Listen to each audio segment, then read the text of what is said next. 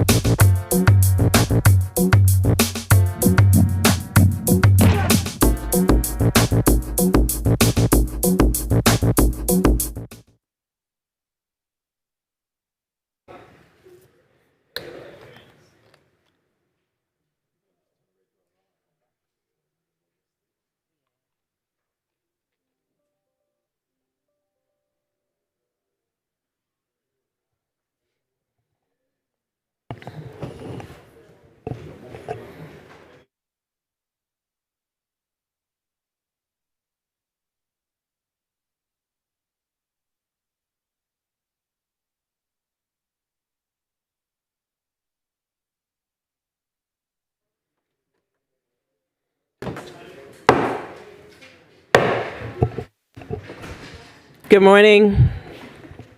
The Committee of the Whole is hereby called to order. Today we will hear three applicants in the St. Thomas St. John District seeking to rezone property in the territory. Madam Clerk, can you please read today's agenda into the record? The 34th Legislature will convene in Committee of the Whole on Wednesday, March 16th, 2022, at 10 a.m. in the Earl B. Otley Legislative Chambers on St. Thomas to receive testimony on the following. Block 1, Zoning Map Amendment Applications, ZAJ-22-1, Caris Moses, requesting that parcel number 12, Estate Susanna Berg, number 17A, Cruiseway Quarter, St. John, be rezoned from P Public to R-3 Residential Medium Density. Invited testifiers, Caris Moses, applicant, Honorable Jean-Pierre L. Oriol, Commissioner, Department of Planning and Natural Resources, Leah Laplace Matthew, Territorial Planner, Division of Comprehensive and Coastal Zone Planning, Department of Planning and Natural Resources. ZAT-22-1 Red Hook Hill, requesting that parcel number 13 and 14A, Estate Friedenhoy, number 3, Red Hook Quarter, St. Thomas, be rezoned from R2, Residential Low Density 1 and 2 Family, to B3, Business Scattered. Invited testifiers, Red Hook Hill, applicant, Honorable Jean-Pierre L. Oriol, Commissioner, Department of Planning and Natural Resources, Leah Laplace Matthew, Territorial Planner, Division of Comprehensive and Coastal Zone Planning, Department of Planning and Natural Resources. Block 2, ZAT-22-3, Government Employees Retirement System of the Virgin Islands, requesting that parcels number 2 and 4, Estate Thomas, number 6B and 6F, New Quarter, St. Thomas, be rezoned from W2 Waterfront Industrial to R3 Residential Medium Density. Invited testifiers, Kathy M. Smith, General Counsel, GERS applicant, Honorable Jean-Pierre L. Oriol, Commissioner, Department of Planning and Natural Resources, Leah Laplace Matthew, Territorial Planner, Division of Comprehensive and Coastal Zone Planning, Department of Planning and Natural Resources. This concludes the reading of the agenda, Madam President. Thank you, Madam Clerk. Can you please call the roll call? Please, thank you. Senator Marvin A. Blyden. Present. Senator Blyden, present. Senator Samuel Carrion. Senator Carrion, present. Senator Dwayne M. DeGraff. Senator DeGraff, absent. Senator Novell E. Francis Jr. I'm here. Senator Francis Jr., present. Senator Alma Francis Heiliger. Present. Senator Francis Heiliger, present. Senator Donna A. Fred Gregory. Here. Senator Fred Gregory, present. Senator Kenneth L. Gittins. Senator Gittins, absent. Senator Javan E. James Sr. Present. Senator James Sr., present. Senator Franklin D. Johnson. Here. Senator Johnson, present. Senator Carla Joseph. Present. Senator Joseph, present. Senator Stephen D. Payne Sr. Senator Payne Sr., absent. Senator Milton Potter. Here. Senator Potter, present. Senator Janelle K. Saru. Senator Saru, present. Senator Kurt A. Viale. Senator Viale, absent. Senator Genevieve Whitaker. Present. Senator Whitaker, present. Madam President, we have 11 present, 4 absent. Thank you. A quorum has been established. Do we have any correspondence to be read into the record? Yes, Madam President. Wednesday, March 16th, 2022, Honorable Donna A. Fred Gregory, President. Dear Senator Fred Gregory, I regret to inform you that I will not be able to attend the Committee of the Whole scheduled for today, Wednesday, March 16th, 2022, due to a previously scheduled engagement. Please forward any pertinent information to my office. Thank you for your kind consideration in this matter, and I apologize for any inconvenience my absence may cause. Thank you for your kind consideration in this matter. Respectfully, Kurt A. Viale, Senator, 34th Legislature of the Virgin Islands. March 16, 2022, the Honorable Donna Fred Gregory, Senate President. Dear Senator Fred Gregory, please excuse my late arrival to the Committee of the Whole hearing scheduled for today, March 16, 2022. I have an unexpected situation that I have to attend to and will make my way to the hearing as soon as possible. I note the importance of the agenda items to be discussed and ask that any additional information shared during the hearing before my arrival be made available to my office or placed on my desk. Thank you in advance for your understanding. Sincerely, Kenneth L. Gittins, Senator. March 16, 2022, Honorable Donna Fred Gregory, Senate President. Dear Madam President, due to unforeseen circumstances, I will not be attending the Committee of the Whole meeting scheduled for today, Wednesday, March 16, 2022, at the Earl B. Otley Legislative Hall on the island of St. Thomas. I am kindly asking to be excused from this meeting. Please forward all documents received at the meeting to me via email at spayne@legvi.org or to my office. Thank you for your understanding. Sincerely, Stephen D. Payne, Sr., Senator at Large, 34th Legislature of the Virgin Islands. Thank you. Okay, you may proceed.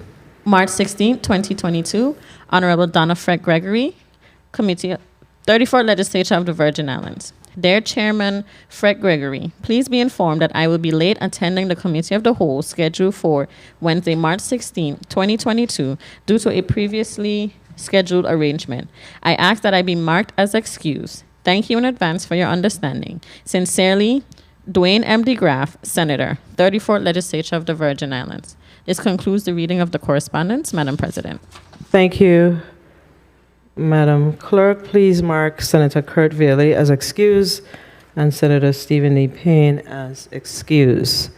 We're now going to go directly into Block 1, the zoning map amendment applications, ZAJ-22-1 and ZAT-22-1. I'm going to ask the testifiers to please place your name and title on the record. The invited testifiers for ZAJ-22-1 are Carissa Moses. And the authorized agent is Attorney Jennifer Jones, Commissioner Oriole of the Department of Planning and Natural Resources, Mrs. Leah Laplace Matthew, Territorial Planner, the Division of Comprehensive and Coastal Zone Planning, ZAT-221, invited testifiers, Chanel Calwood Daniels, John Pierre Oriole, Commissioner, DPNR, Leah Laplace Matthew, Territorial Planner. Do we have any other testifiers for these two zoning requests? Okay, so I'm going to start with the Department of Planning and Natural Resources. So, Mrs. Laplace Matthew, could you please place your name and title on the record?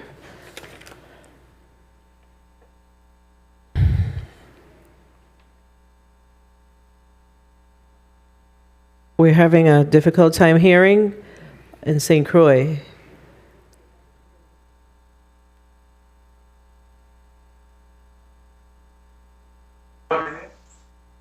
Try it again.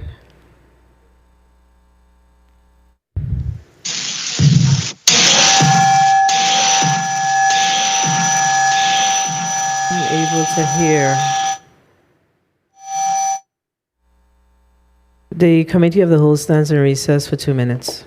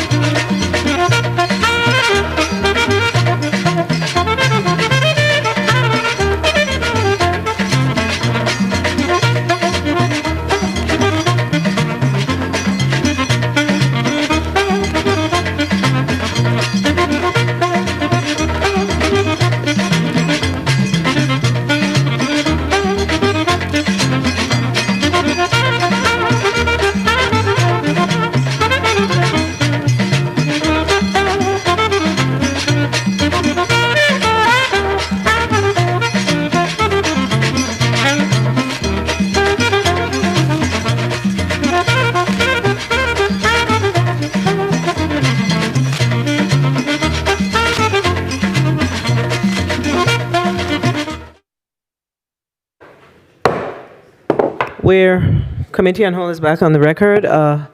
Mrs. Laplace Matthew, let's try this again.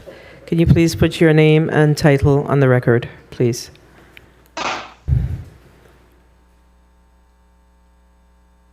Can you hear us? No, you can't hear us.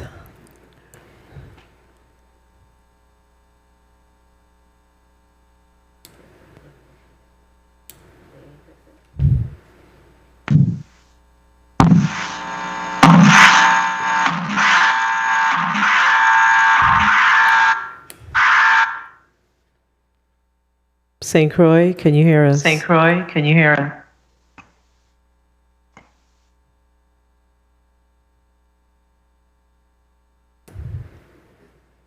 Can you hear us? Can you hear us? Mrs. Yes, Laplace, I can hear please you. put your name on Laplace, the... put your name on.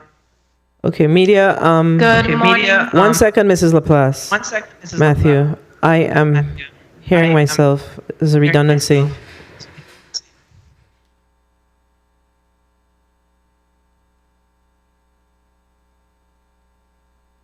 Mrs. Laplace Matthew, can you hear us? Yes, I can. Okay, you may proceed. Please put your name and title on the record. Thank you. Good morning again, Senate President Fred Gregory, members of the 34th Legislature, and the people of the Virgin Islands. Representing the Department of Planning and Natural Resources, my name is Leah Laplace Matthew, Territorial Planner with DPNR's Division of Comprehensive and Coastal Zone Planning. With me here today to assist with reading the department's recommendation reports is Planning Technician Jewel Polimis. Thank you. Thank you, Ms. Polimis. Polimis, can you please put your name and title on the record? Good morning, Madam President and members of the Committee of the Whole. My name is Joel Polimis, and I'm the planning technician within the Division of Coastal Zone Planning. Thank you. Attorney Jennifer Jones, can you please put your name and title on the record? Media, can you please recognize the mic of Attorney Jones? Good morning. Thank you. Good morning. I am Jennifer Jones, an attorney on behalf of Karis Moses. Thank you. Clarice Moses is on the teams. Ms. Moses, can you please put your name on the record? Hello, good morning. My name is Karis Moses. Thank you. Do we have any other testifiers for this ZAJ-22-1? No? Okay. The Department of Planning and Natural Resources have already identified themselves. I'm going to ask for the representative for ZAT-22-1 to please put their name on the record.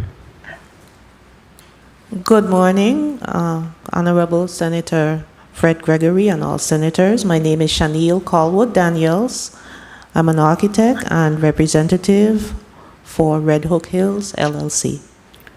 All right, thank you. So we're going to proceed, colleagues, with hearing from the authorized agent for ZAJ-221, Attorney Jennifer Jones. Attorney Jones, you may proceed with your testimony. Yes, good morning. Good morning again, Senate President, and all other members of the 34th Legislature, the Department of Planning and Natural Resources, Ms. Layla Laplace Matthew, and Mr. Keith Richards. I am Jennifer Jones, an attorney practicing here in the Virgin Islands.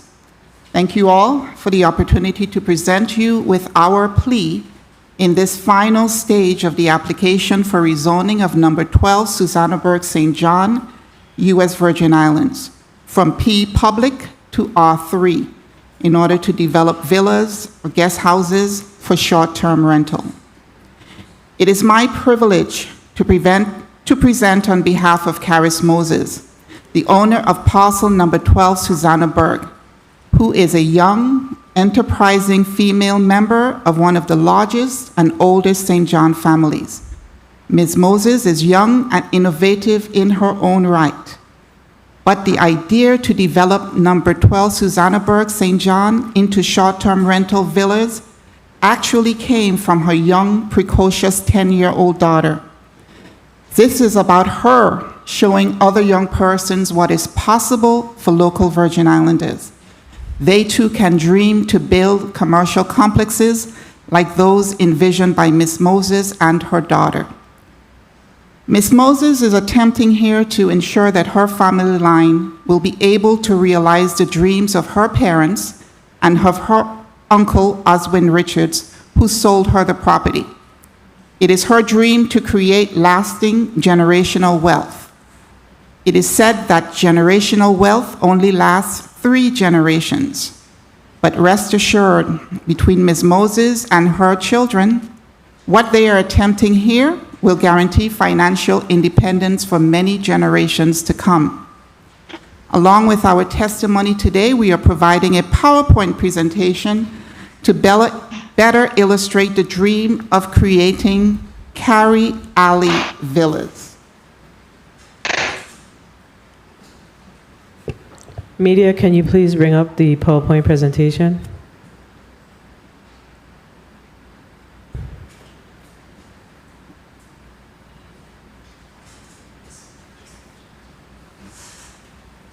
Thank you.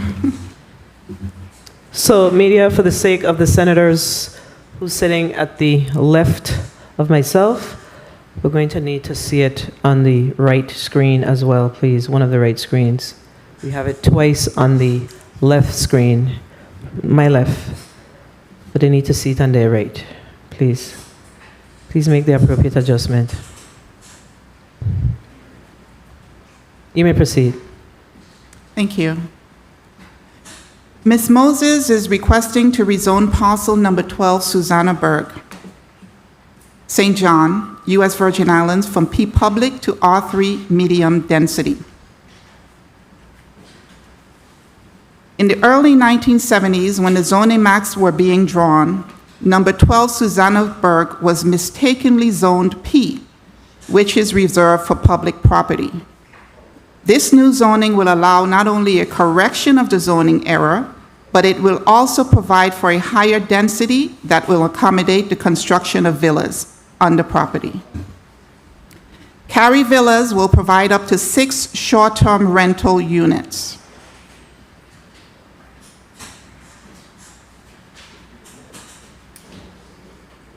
The project will entail 3 buildings containing villa units of various sizes. The rezoning will also allow for the construction of a clubhouse restaurant and a spa as housing for amenities to be made available to villa guests. The ruins will be refurbished and incorporated into the design of the spa. The project will also have an educational component with ruins identified with the help of a historian and historical information provided on plaques around the ruins.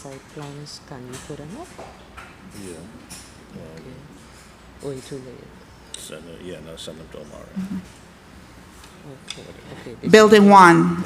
Building 1 will have the largest density and will consist of 1 unit of 9 bedrooms and 8 baths, comprising 2,503 square feet.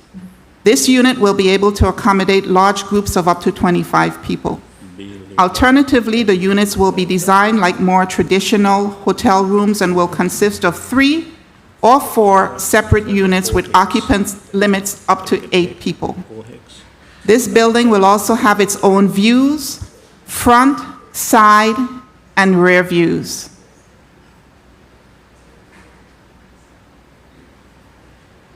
Okay, I'll send 2 emails. Okay. You're sending 2 plans.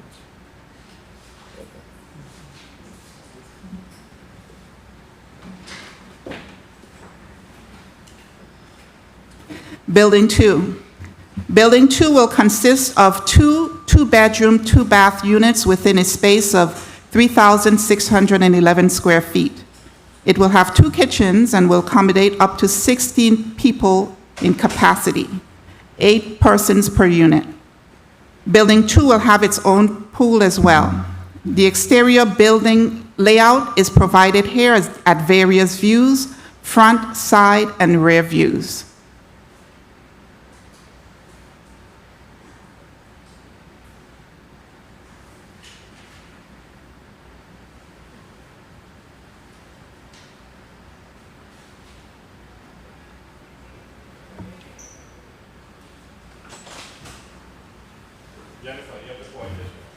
Got it. Thank you. Okay. Now, Building 3 will have both 1 and 2-bedroom units. There will be 2 1-bedroom, 1-bath units and 1 2-bedroom, 1-bath unit. The total square footage of Building 3 will be 4,109 square feet.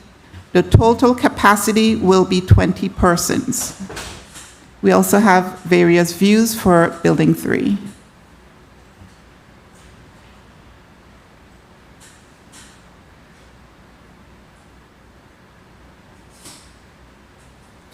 Now, a clubhouse will also be included as part of the development to support the residential usage. A large pool will be the central feature of the clubhouse. It will also provide, as part of a concessions agreement, a small restaurant that will offer light fare to include burgers, sandwiches, and drinks to guests primarily. The spa will be built in the final stages of development and will incorporate the ruins.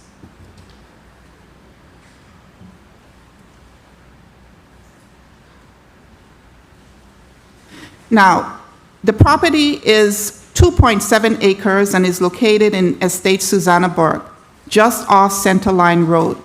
It is just west of Estate Adrian. This project will have minimal impact on surrounding residential property and the environment.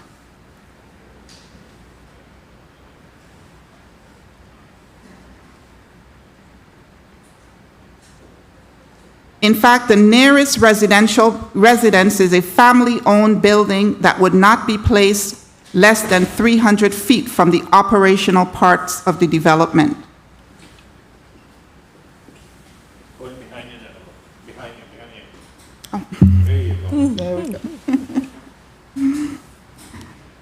The topography is relatively flat, and that would minimize sedimentation. The property does consist of bare land with Columbian ruins. There is some infrastructure in place, consistently mainly the access roads that you saw in the previous slide. That's the access road. Now, historical preservation features. Before any construction or rehabilitation of the ruins will occur, there will be a Phase 1 Cultural Resources Survey conducted, as well as a Phase 2 if one is needed. Provided it is allowed, and after a full historic architectural review, the historic buildings will be restored to the original construction, utilizing only period-specific construction materials and methods. Care will also be taken to protect the ruins during construction.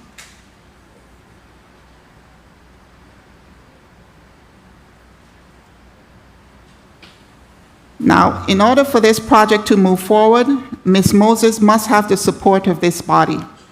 It is our fervent hope that her petition will be approved and that she can begin the next phase, which is to create construction drawings with her architect, Habiba Bell, another young, innovative, and talented young person from St. John. Thank you for your time today, and we are here to answer any of your questions. Thank you, Attorney Jones, for your presentation. We'll now hear from Ms. Pulimis of Department of Planning and Natural Resources. You may proceed with your report. Report on petition to amend official zoning map number SGZ-1. Application number ZAJ-2-1.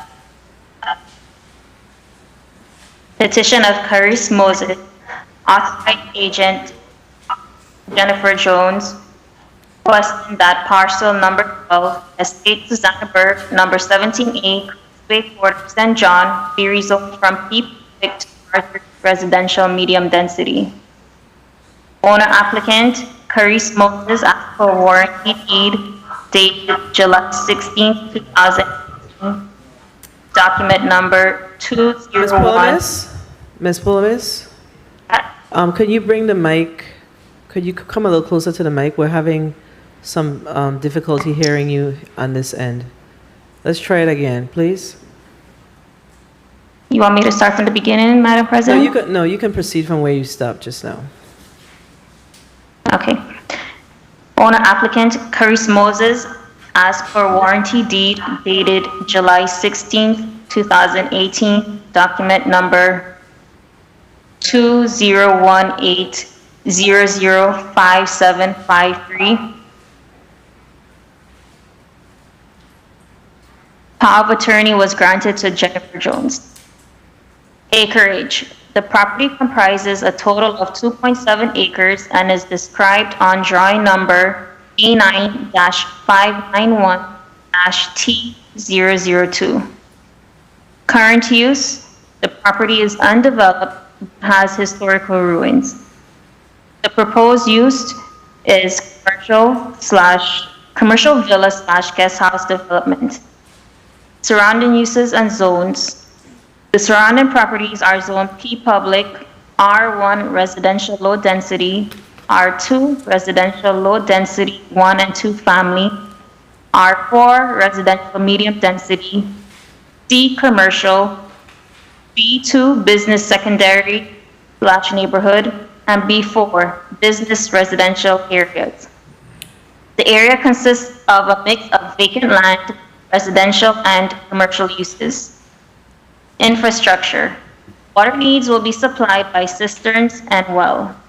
Wastewater will be handled by on-site sewage disposal. Public response. At DPNR's public hearing held January 18, 2022, no opposition or concerns were expressed with the proposal. One individual testified in support of the proposal. After the hearing, 5 neighbors and community members submitted letters of support. During the department's public hearing, Jennifer Jones, authorized agent, testified the intent is to develop a villa/guest house for short-term rentals with the following amenities: pool with clubhouse, restaurant for guest house occupants, and spa. The former plantation ruins on the property will be refurbished and repurposed to accommodate the spa. The entire development will be done in phases, starting with Building 3, which would consist of 2 one-bedroom units and 1 two-bedroom unit. The second phase would consist of Buildings 1 and 2. Building 1 would consist of 1 9-bedroom unit that could be reconfigured into 3 3-bedroom units. Building 2 would consist of 2 2-bedroom units. The third phase would consist of the pool and other amenities making up the clubhouse. The spa would be done with one of the 3 phases or after the third phase. Over the years, DPNR has found privately owned property that were inadvertently zoned P public when the zoning maps were drawn and adopted in 1972. Many of those properties have undergone zoning map amendments because the P public zoning designation was intended for publicly owned land. The applicant petitioned for the R3 zoning designation because it would correct the zoning to properly identify the land as privately owned, as well as allow a greater density and short-term guest house usage.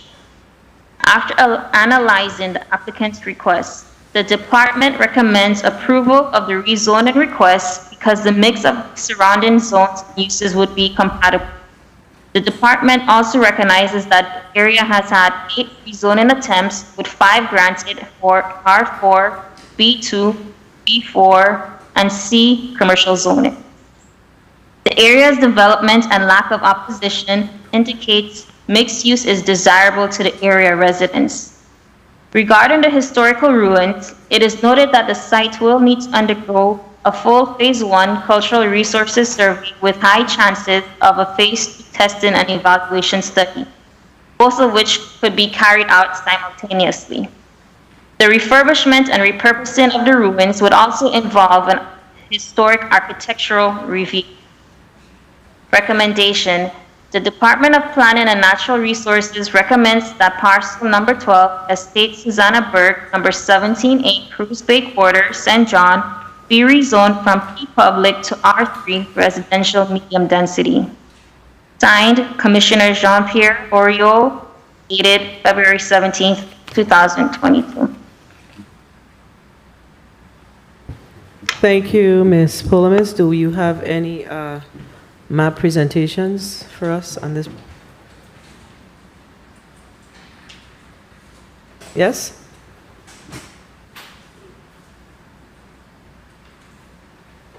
Media, can you please bring up the maps?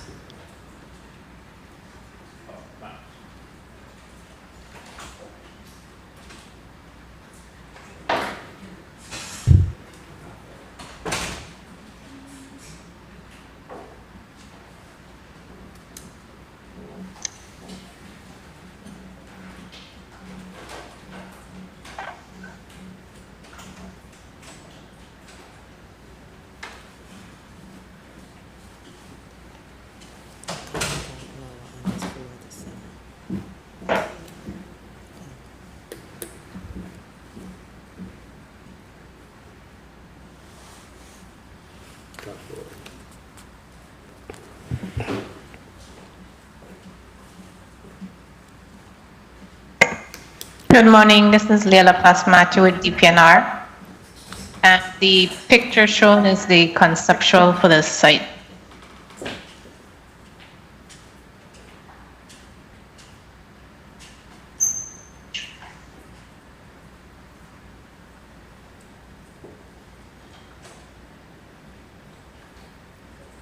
Next slide.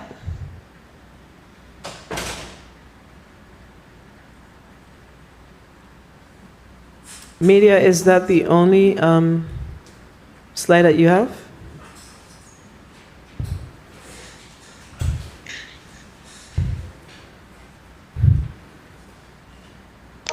The shown pictures for the other application. That's it, Mrs. Laplace Matthew? Yes.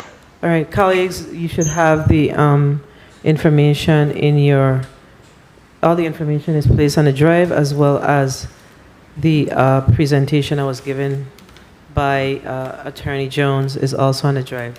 So we're going to move to the next applicant, which is ZAT-22-1, Red Hook Hills. We're going to hear from the authorized agent, Mrs. Chanel Calwood Daniels. You may proceed, Ms. Calwood Daniels. Thank you. Good morning to the Honorable Senate President Donna Fred Gregory. And good morning to all honorable senators of the 34th Legislature. I thank you for this opportunity to provide testimony regarding zoning map amendment application ZAT-22-1 on behalf of Red Hook Hills LLC. This request is for the rezoning of parcel 13 and 14-A, Estate Friedenhoy, number 3 Red Hook Quarter, from residential R2 to business B3. This request will enable us to develop the property for business uses. The parcel is approximately 2.5 acres in size. The Department of Planning and Natural Resources has held a pre-application meeting with me on November 10, 2021, where we discussed the development of 6 residences in Phase 2 and a small office building with retail space below in Phase 1. Parking would be ample and provided entirely on the site, and site disturbance would be minimal.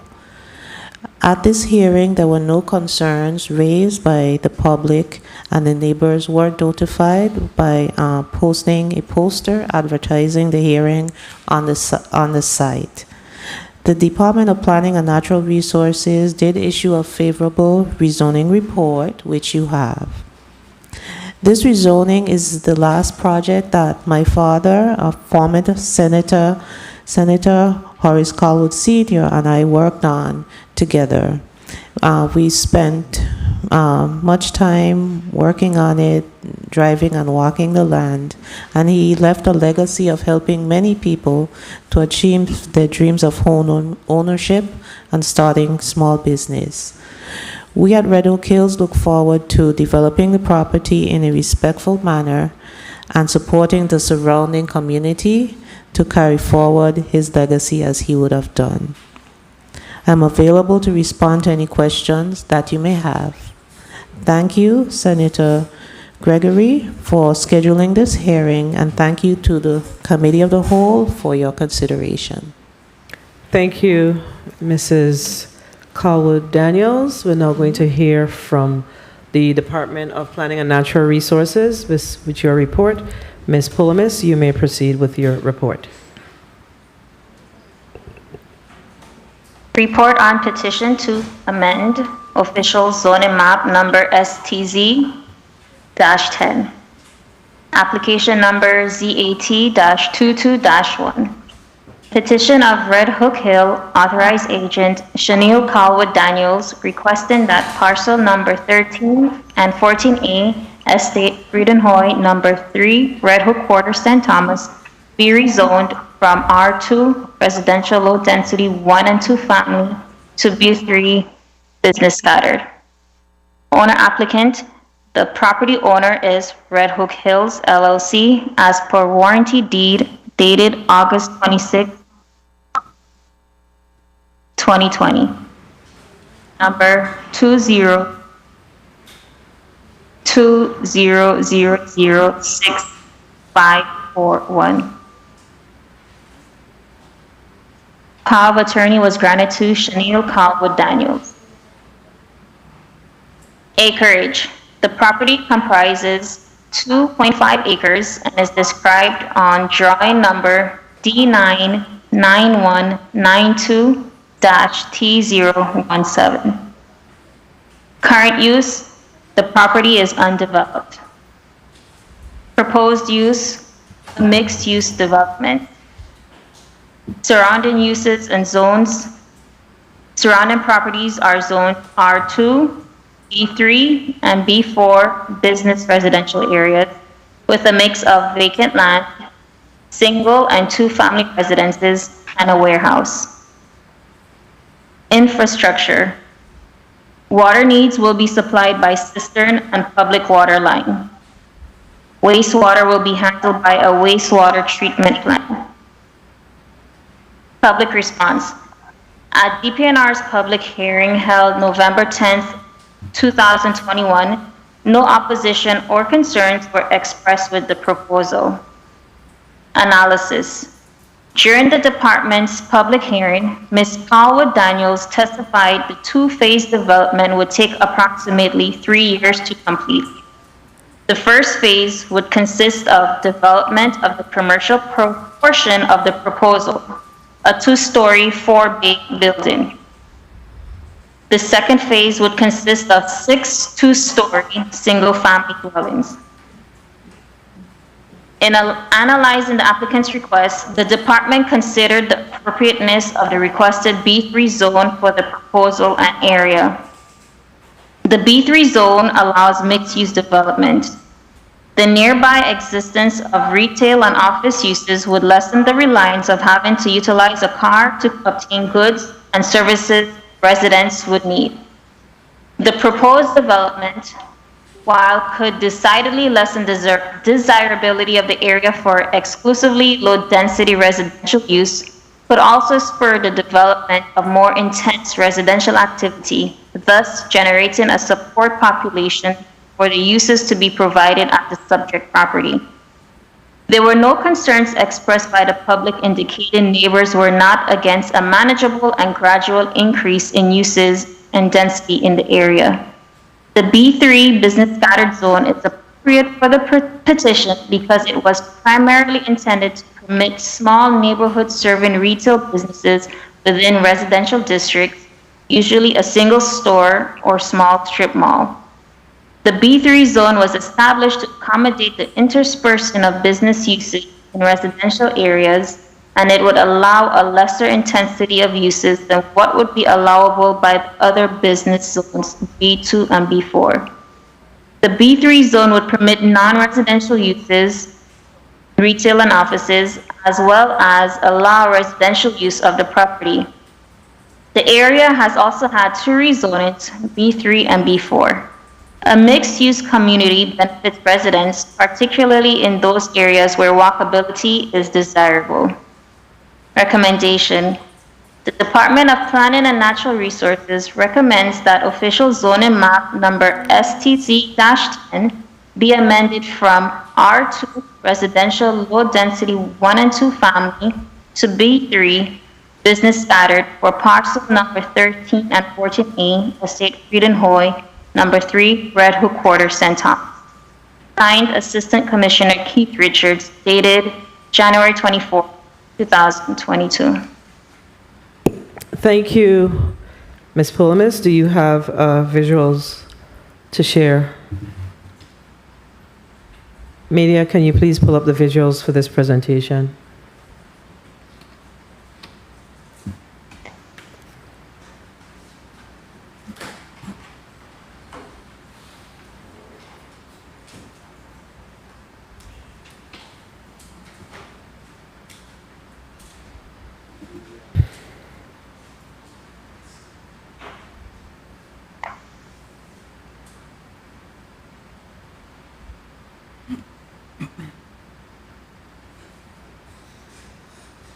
Good morning, Leela Plus Matthew with DPNR. This is the conceptual layout for this project. On the right-hand side is the proposed office retail building, and then 6 residential buildings. Next slide.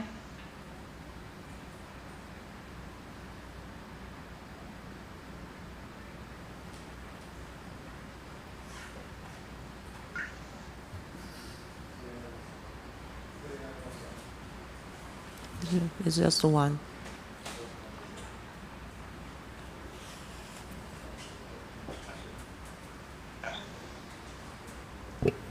Attorney Laplace, is that all the slides that we have?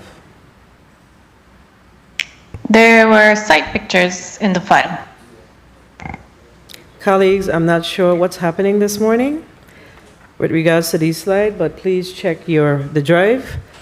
The entire application is available on the drive. I'm going to ask media to please go into the drive and make sure that we pull those things out in the future, please. Thank you. We're now going to go to a, colleagues, 3-minute round. I see Senator Francis Heiliger watching me. I was thinking today to give you a break. And, oh, you're ready. Good. Perfect. So then, colleagues, we're going to go to a 3-minute round. You've heard the presentation from the 2 applicants, and we're going to go to a 3-minute round, and we're going to start with Senator Alma Francis Heiliger. You may proceed with your 3 minutes. Thank you. Good morning to my colleagues. Good morning to the testifiers. Good morning to the people of this territory. I want to jump in and speak about ZAJ 22-1, the parcel in St. John, the family parcel. Ms. Jones, I first want to ask the question in regards to, has there been any previous attempts to change the parcel from public to the zoning that the family would like now, since they found out years ago that this did happen by accident, that it was labeled as public when it should not have been? Certainly not as long as my client, Ms. Karis Moses, has held the property. There hasn't been a prior. And I believe she had learned from her uncle after she purchased it that it was Zone P. Okay. So I don't think even the prior owner had applied. Okay, thank you for that. I also want to ask the question, when it comes to the environmental impact, you did share in the testimony that it would be minimal. What are some of the things that would be impacted, minimal or not? Well, once you're clearing, there's going to be land clearing. There's going to be some sort of disturbance and potential for that sedimentation to reach the waterways. What we're saying, because the land is relatively flat, you're not going to have that large impact as you would have if you're constructing on the hillside. Okay. And you would have less impact to the waters of the Virgin Islands. Excellent. You talked a little bit about the ruins, and in reading, it spoke about them potentially being incorporated into spa, etc. Is the rest of the property going to be open for public viewing when it comes to the ruins, as if though it's not being now taken away from the public being able to participate and still? Tell me a little bit about that. Yeah, well, it always has been privately owned property. The property has been open, and people can walk onto the ruins. And what she's attempting to do here is make the ruins more available, not only in terms of physically, but in terms of an opportunity to learn about the ruins and why they were there. There needs to be some history. That's why Ms. Moses is going to engage the help of a local historian to sort of learn particularly about that estate, because from what I understand, that estate has a rich history. Okay. Well, thank you so much for that. Ms. Callwood Daniels, how are you? Fine, Senator. Good morning. Good.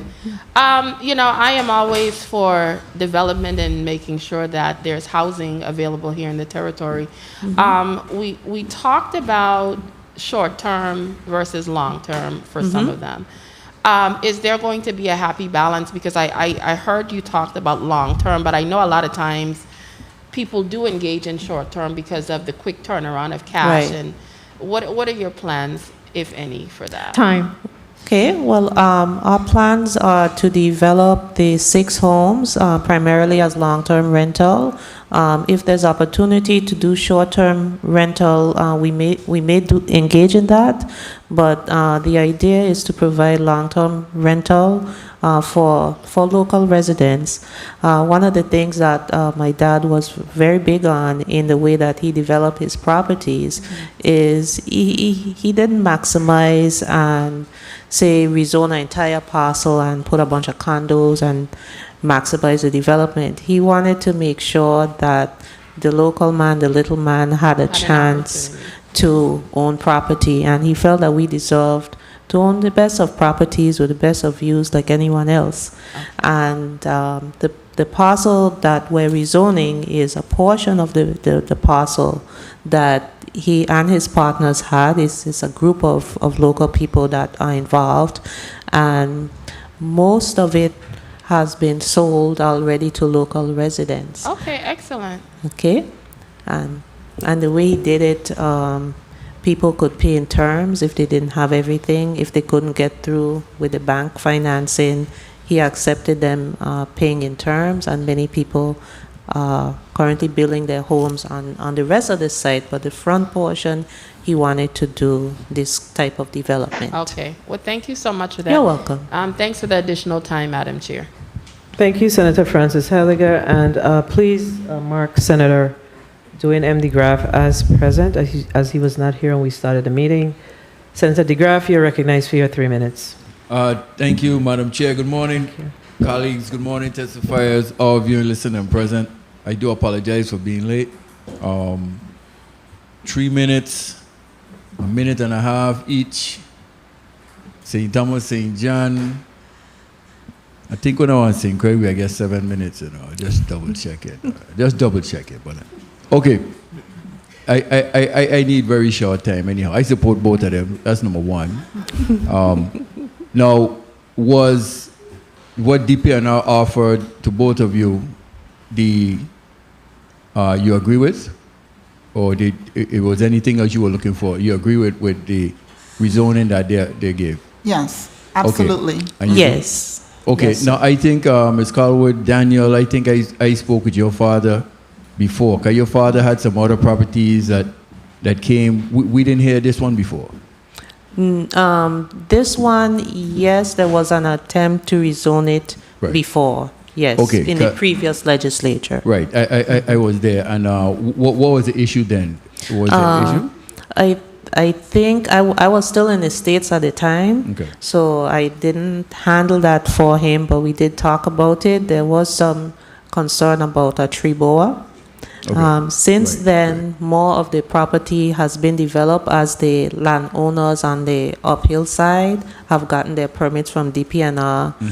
We've walked the land a lot, and none was cited, and we also walked this property, and we didn't see any. So I think that addressed the concern. Okay, we gonna make it happen. You know, what I mean, we Thank want to make sure the tree boas are taken care of and addressed, but we gonna make this happen because something Attorney Jones, you mentioned generational wealth Yes. in the Virgin Islands. I believe in protecting generational wealth. Now, finally, for being flat land and doing a major development like that, what would it do in terms of, I don't know if you have any rendering drawings other than actual to scale as to how water and everything, because low areas in the territory are normally where water run to, and in doing developments, change it up a lot. So has that been taken into consideration with the drawings? Yes, this is the phase for conceptual drawings right now, so there isn't going to be a lot of detail about how the water will run from the property. But this is, the land is really, really unusual for St. John. It's not in a valley, it's like on a smaller slope, but not on the hilly land. But it's not in a valley where you would have the flood issues and things like that. Okay, and the same thing for you, Ms. Calwood Daniel, in regards to, is the where that parcel was on the higher end of the hill or the lower end? Time. I would say, well, it's a hilly site, and the water comes down, and then it gets to this parcel, and then the road is right there.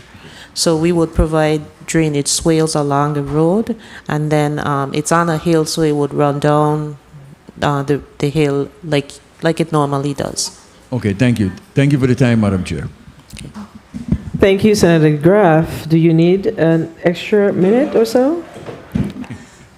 No, Madam, you know, I do apologize for the comment. I was making fun. That's all it was. Thank you very Just much. making sure that Yes, no, I highly appreciate you are it. able to get all No, the thank you very information much. that you need. Okay. All right, let me just go back very quickly regarding the tree borer. So you indicated that previously this particular zoning request came before the legislature. Do you remember around what year that was? I'm not sure. I moved home in Around the 32nd the legislature? 32nd. Yes, I was still in Texas at the time. I hadn't moved home yet. Okay, well, I Back think here. I do have some colleagues here who are in the 32nd legislature, so I am very interested in hearing what the issues were at the time and why the zoning was not approved, because I think it's important for us to have all of the information as we make the final decision on the way forward on this. So thank you, Senator DeGraff, for actually bringing that to my attention, and those of us who were not here in the 32nd legislature. We're now going to go to, there's a point of inquiry from Senator Samuel Carrion. You recognize Senator Carrion. Thank you, Madam Chair. Just a question to DPNR, Ms. Laplace. When individuals come for a second attempt or third to requesting rezoning, are the previous reports also submitted attached to the current request? No, Senator. Because the application, once it's been more than a year, is considered new. So with the previous attempt, what happened was the department at the time was not recommending rezonings because of the gas station issues at the time. So that's what hindered this particular application. Madam Chair, I guess if I may, through the chair, if they could submit maybe the previous zoning request. Sure. There's a through the chair request that the previous zoning requests or report be provided to the committee. But let me ask very quickly, there's another point of inquiry. Give me 1 second, Senator Francis. Mrs. Laplace, Matthew, you indicated because of the gas station issue. Could you drill down on that for us a little bit, please? Yes, so this was before the gas station moratorium. And at the time, we found a lot of gas stations were being built on sites that were previously rezoning requests, where the intent was not a gas station. So the department at the time had a policy of not recommending rezonings to try and quell that issue.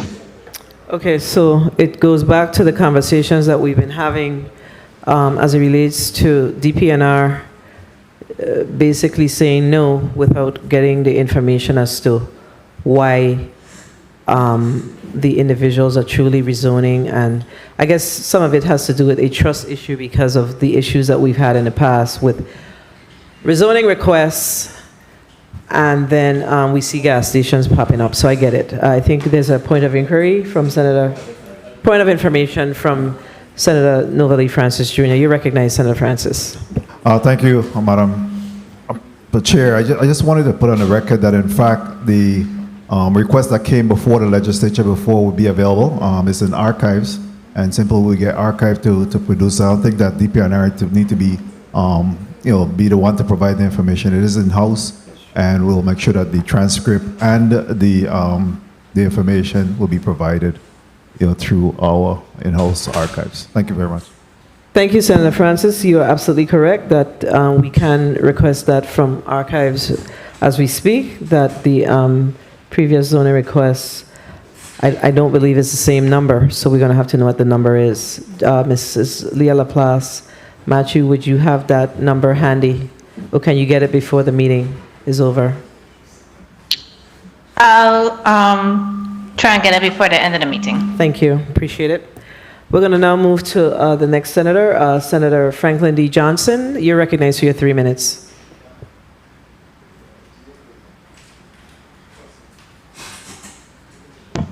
Good morning. Thank you very much, Madam Chair. Get a little catch off guard there. I want to ask a question. Is this ruins spot, dash ZAT 2201, is that where they used to have dub in the ruins? I'm sorry, I didn't get your question quite fully. I'm trying to find out if that location is where they normally have the music fest, them dub in the ruins. I'm not familiar, Your Honor. Maybe Ms. Moses can weigh in on that. Is she still on? Ms. Moses? Hello, good morning. Yes, Good morning. that is where they usually have Rig in the Ruins, correct? And would that opportunity still be available? I had some wonderful times there. Would that still be available for those type of events?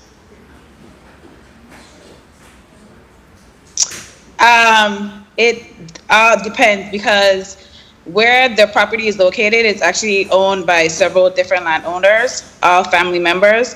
So we'll all have to come together and just decide if that would be still an option. On my end, it will be, but I don't know about the other family members. Okay, all right. It'll be interesting.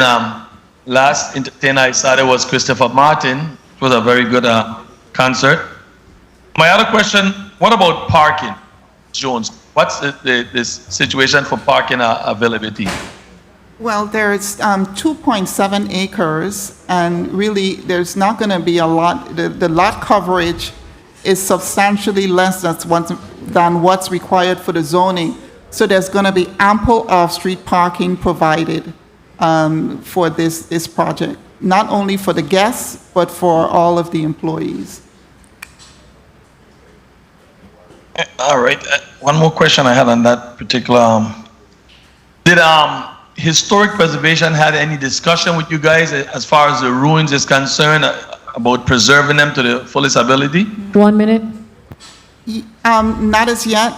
Before construction, there's going to be a process for us to go through the entire historical preservation review. So that definitely will be taking place. We're going to get the required cultural resources review at the phase 1, and that should tell us whether we need to go on to a phase 2. There's also going to be the architectural review in terms of reviewing how the construction will take place. 30 seconds. Thank you. And ZAT 2203, what hotel brands are being considered for management of this property?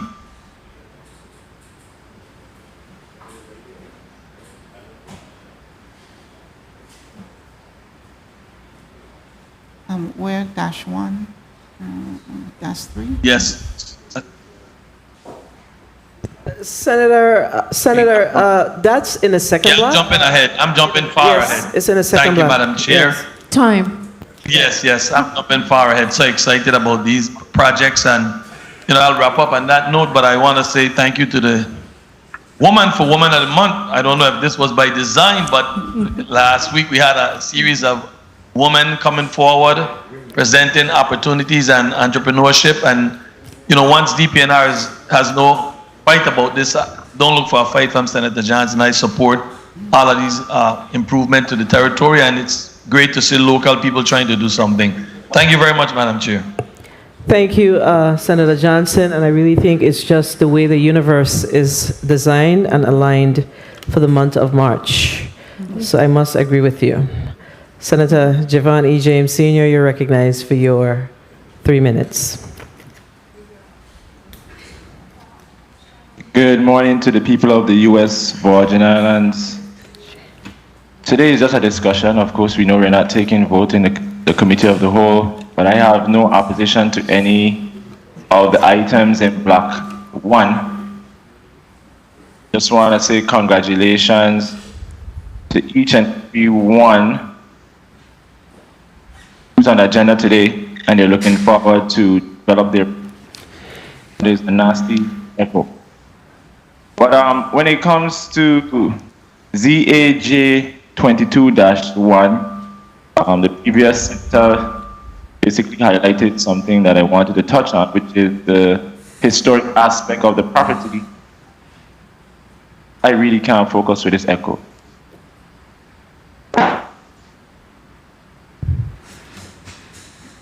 Speak again, Senator. Let's hear it.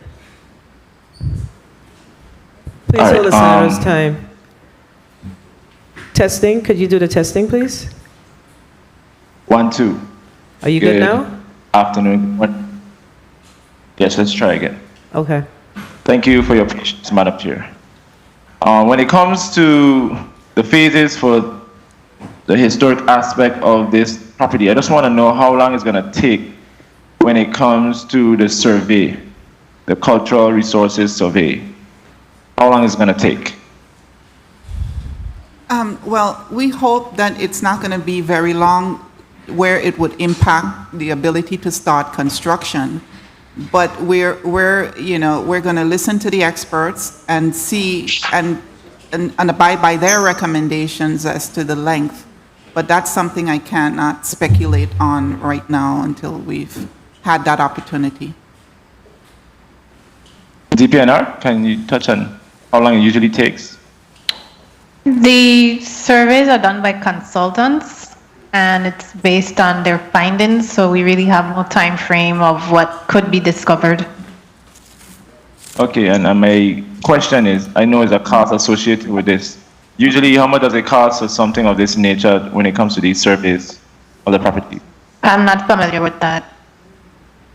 Can the owners of the property speak on if they have any assessment or evaluation done? No, we have not looked into it fully as to what the costs are currently. Okay.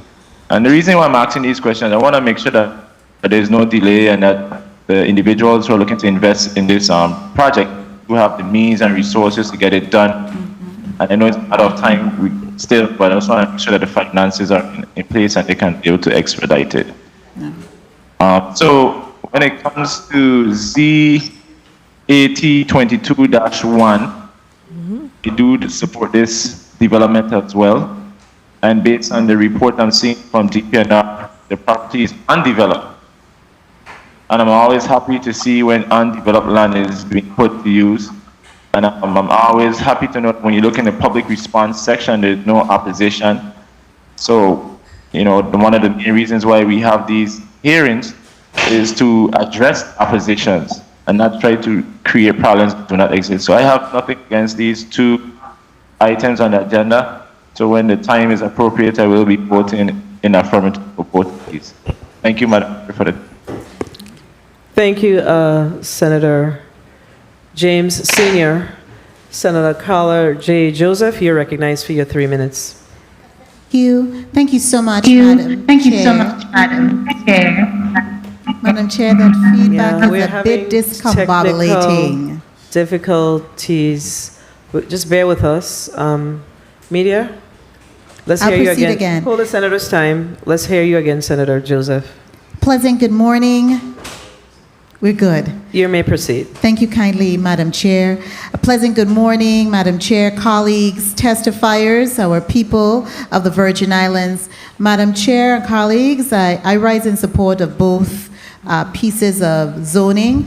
I've had the opportunity to meet with the owner and the actual representative of ZAT 221, the rezoning for Red Hook parcel.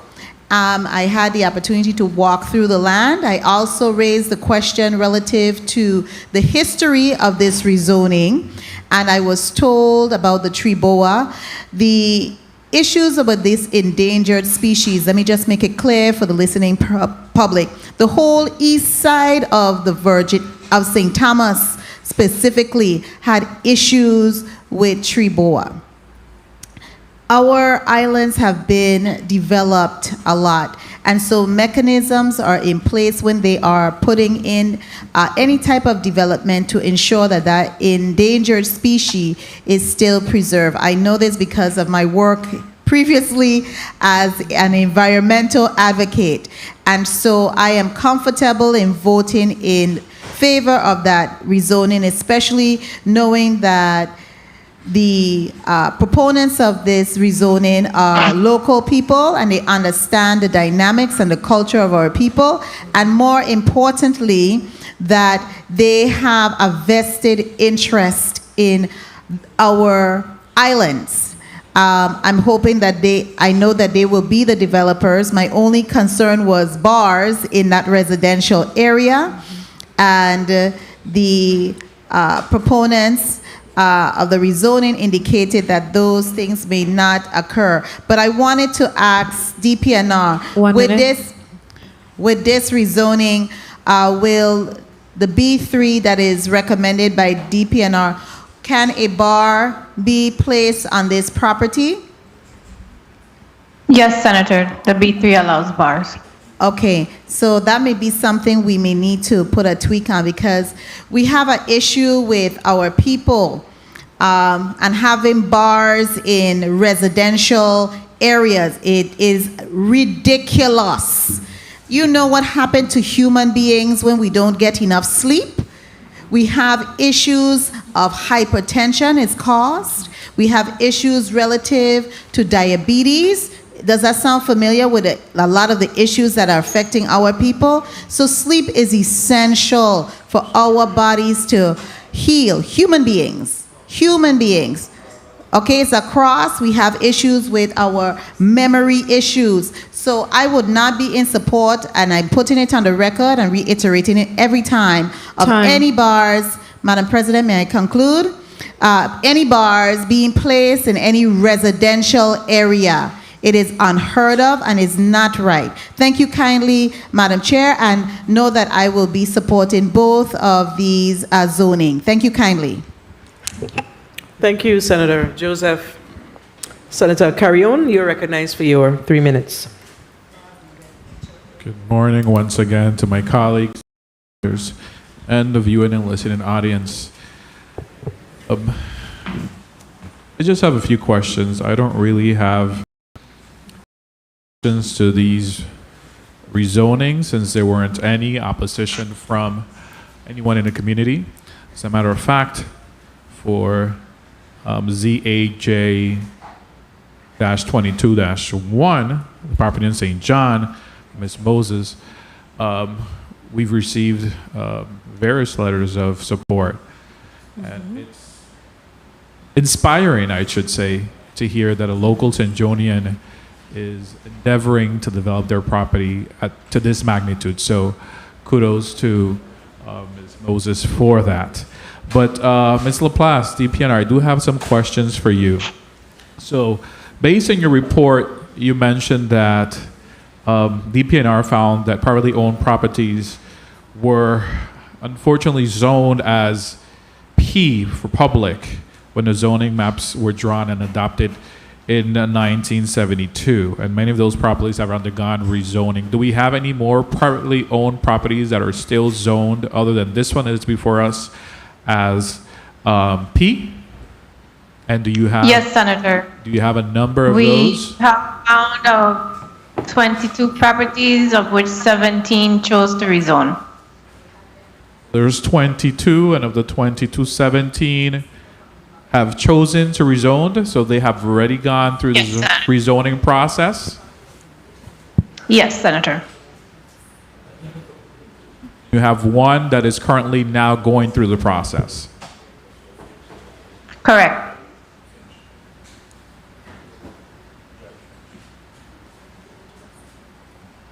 And the other 4 have no interest in rezoning, or what is DPNR planning to do with regards to those that were erroneously zoned incorrectly?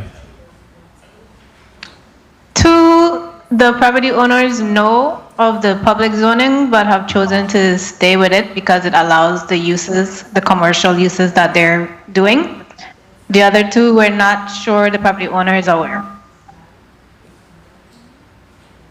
And has DPNR tried to reach out to those other 2? Not yet, Senator. Do you intend to do so? We usually leave it for when the property owner is ready to develop. They haven't expressed a development proposal for their sites. Well, my concern Their is undeveloped sometimes land. they might not be aware of the issue.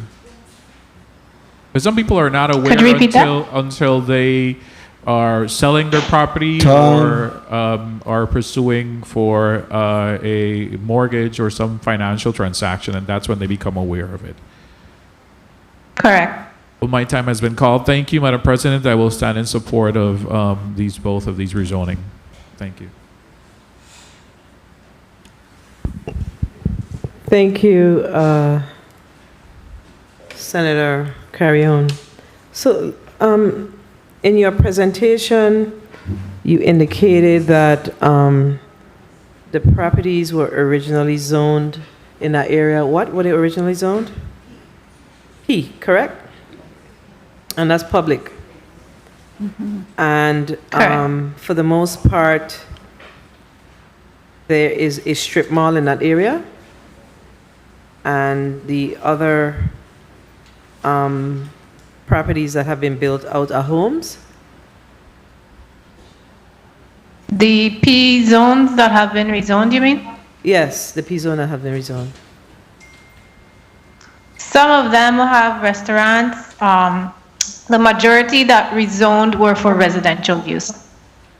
I guess the reason why I asked the question is, of course, you know, we've been having this land and water use plan discussion. So if we recognize as a Department of Planning and Natural Resources that we have this area that was zoned a P zone, if you will, initially, why didn't we look at it?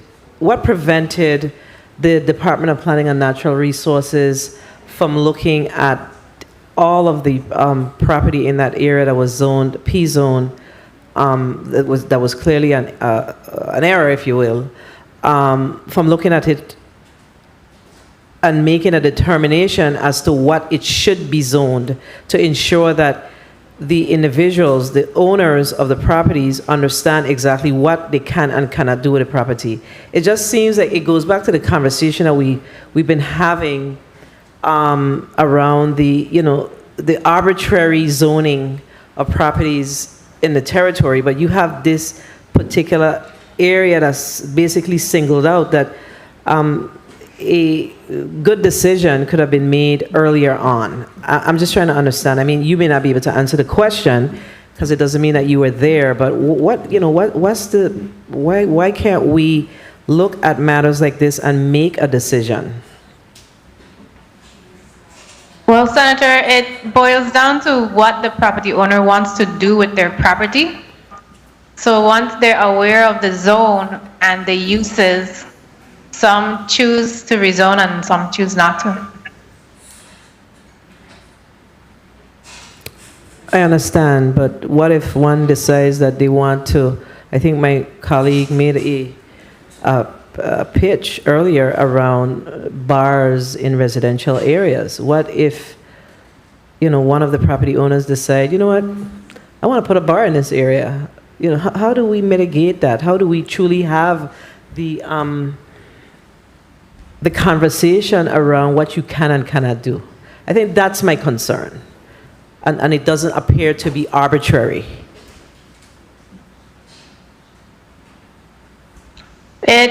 It's based on the rights of property owners. We really cannot force them, so it's based on the property owner and their intentions for the property. Yeah. Therein lies our issues that we have with not having a land and water use plan. Senator Janelle K. Saru.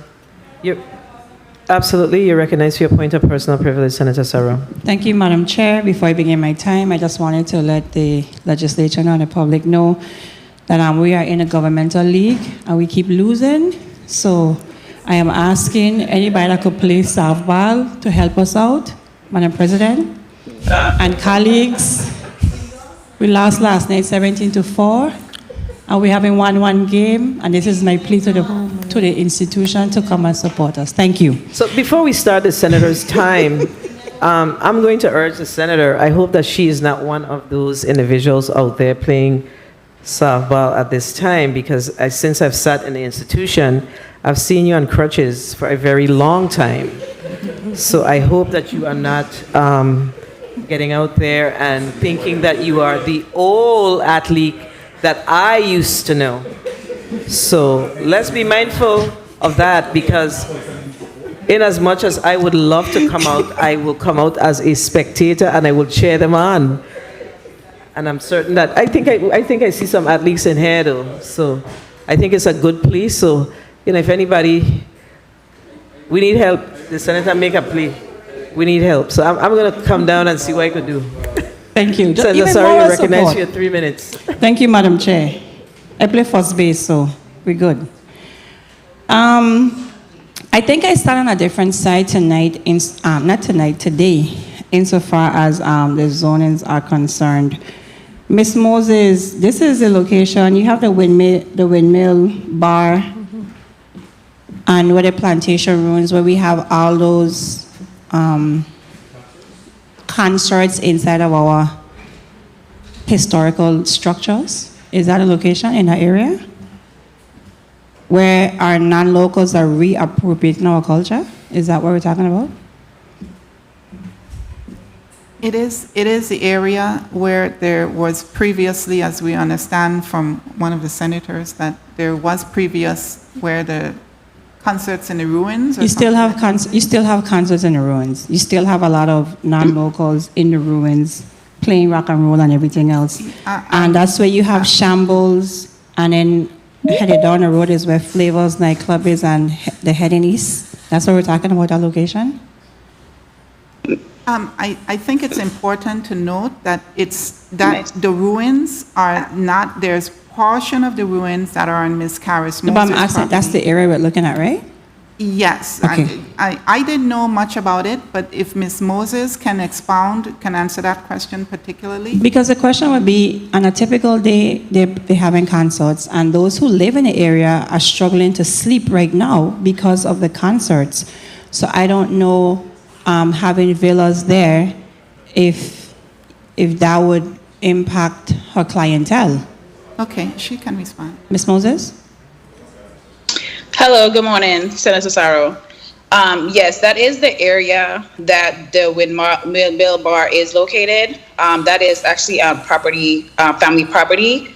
My property is a little lower down, so our guests will not be affected by that. But I would like to put on record that, I particularly, one of the family members, is not in favor of the windmill bar.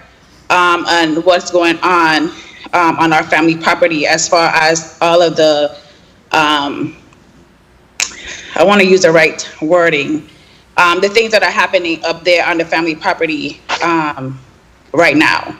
Okay, hold a second.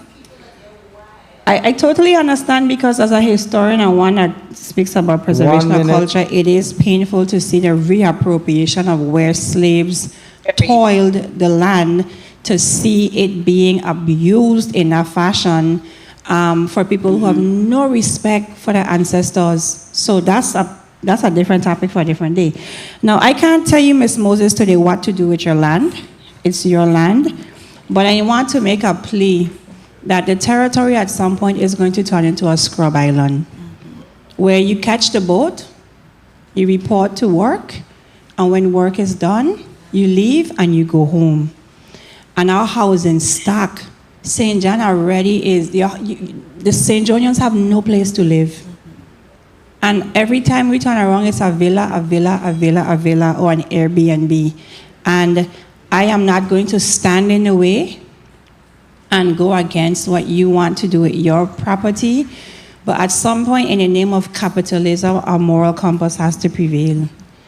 And we have to look out for us. And we have to figure out at some point with our land, do we just sell it out and look for the almighty dollar? And in the future, you turn around and realize, wow, where do my children live? Where will my family live? So I am making a plea that our territory is turning into an Airbnb villa property, and we are really just running. We have no place to live, colleagues, at this point, and it's really concerning to me, and that's a topic for a different day. I've gone over my time. I don't want to get managed. So, Madam Chair, I thank you for the time, but I really just have to put my thoughts on the record. Thank you. Thank you, Senator. Senator Potter, you're recognized for your 3 minutes.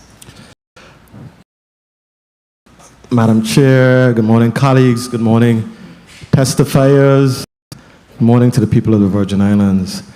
I have had it before us today, both rezoning, and I definitely want to applaud both women for the entrepreneurial spirit that they have demonstrated. It takes courage and grit to go into business in the U.S. Virgin Islands. It's a very costly proposition. I applaud you for your efforts in this area. I know my millennial colleagues on the left spoke about Airbnbs and locals not having places to live, and it is a very challenging reality that we face. But I think historically, though, as Virgin Islanders, we have not had an opportunity to really get a piece of the tourism pie other than low-paying jobs down on Main Street. I know my mom worked on Main Street for 20, 30 years, just above minimum wage with no benefits. And I think that has really soured Virgin Islanders on the tourism industry. The fact that we cannot get a piece of some significant pie when it comes to owning hotels and owning guest houses. I'm really excited about the Airbnb potential because for the first time, you have Virgin Islanders who are able to have substantial income garnered from the tourism industry. So I definitely am at one of those points where I understand truly my millennial colleagues on the left, her concerns in that regard. But equally, I think it's really an opportunity for Virgin Islanders to get a significant piece of the tourism pie outside of just, getting a little job down on Main Street, paying $9 an hour or something like that. In terms of the historical ruins, Ms. Moses, I know you mentioned that, I think Attorney Jones mentioned that there is a commitment towards utilizing specific, during this whole project. And I just wanted to know that you've considered the potential cost associated with that. I know that that is a struggle that in the historic district, many owners of properties who are forced to reconstruct their property based on requirements in the area. Have you considered the cost associated with that? Yes. Yes. Yeah, we understand that there's going to be a cost associated with it, just the upfront and the soft costs involved in having the reviews done. So we're looking into the different areas where some of the costs can be ameliorated by grants and other opportunities through. Importantly, recognizing that is a concern, the project will be phased. So that spa will occur in phase 3. After you've gotten the buildings onto the property, and there's still we're still malleable so that the plans can change depending on what is uncovered, or the cost may be a deterrent. But that is phase 3, and fortunately it's in this portion, the northern portion of the property, where all of the other things can occur without interfering with the ruins. Okay. Thank you very much, Attorney Jones. I'll be respectful of my time. Thank you very much, Madam Chair. Did you have another question, Senator? You may proceed.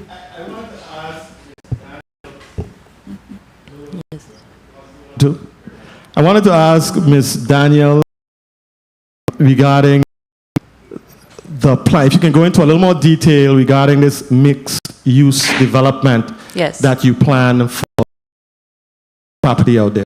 Okay.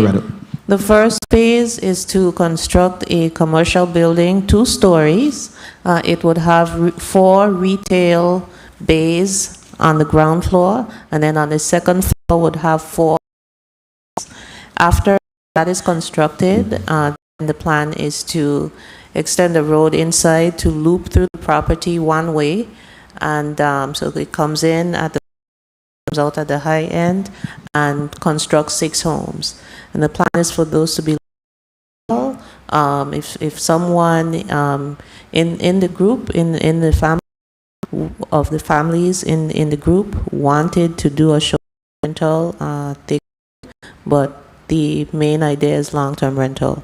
So we don't know once our hotels are fully rebuilt and back online, what the Airbnb market is going to look like, but we do know that there's a need for housing.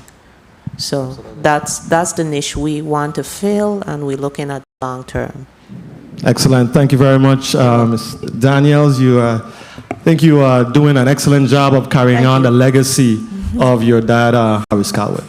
Thank you very much, Madam Chair. Thank you. Thank you, Senator Potter, and I have to agree with you with your commentary around the tourism industry in the territory and how we have fared as Virgin Islanders in the industry. But I think it's also important for us to understand that we have to strike a balance. We have to strike a balance here. We have Mrs. Calwood Daniels making her plea for 6 homes, and then we have Miss Moses making her for commercial development. So we have to strike a balance. Virgin Islanders must also have an opportunity to ensure that there is generational wealth. So we have to strike a balance. And the government of the Virgin Islands does have property in St. John. So then what we do is we need to begin to really have that deep conversation around how do we build more homes in St. John. But the concern, I think, that comes from my colleague, because her and I have these discussions very often, is around how do we attract Virgin Islanders to come back home? Virgin Islanders like herself. I mean, our generation, I was having a conversation with one of the this morning, and our generation, the majority of us that sit in here, we come from we are lucky. We graduated from college, there were opportunities here. So when we look at our children, they're not in a place that we were. They don't look the same. Although the opportunities are greater, it seems very hard for them. It's hard for them. So that's why we're going to have that type of conversation. So I wanted to make sure that I clear that up, because we really have to strike a balance with what's happening. So perspective it's all about perspective and your experience. So Senator, my good colleague, Senator, your perspective and our colleague, our millennial colleague is different, because when we graduated from college, we were able to jump right in. We were able to buy homes and get our millennials that's coming home. It's a lot harder. So, one of the things that we have, and we've been having the conversation, but we really need to make sure there's a push, because we continue to have discussions around, housing communities. But what we really need to do is have discussions around how do we ensure that there is moderate income stock here in the Virgin Islands. To that place, if we are truly serious about attracting or bringing back Virgin Islanders to live and work here. I think that's important for us. Senator Marvin A. Blyden, you're recognized for your 3 minutes. Thank you so much, Madam Chair. And I know you said we were lucky. I don't believe in luck. We are blessed. Another word I always use, we are blessed. And definitely, I will be supporting both of these legislations. As a matter of fact, as was spoken earlier with Bill number 32.0183 in the 32nd legislature, I was a sponsor at that time of that legislation. I will be sponsoring again.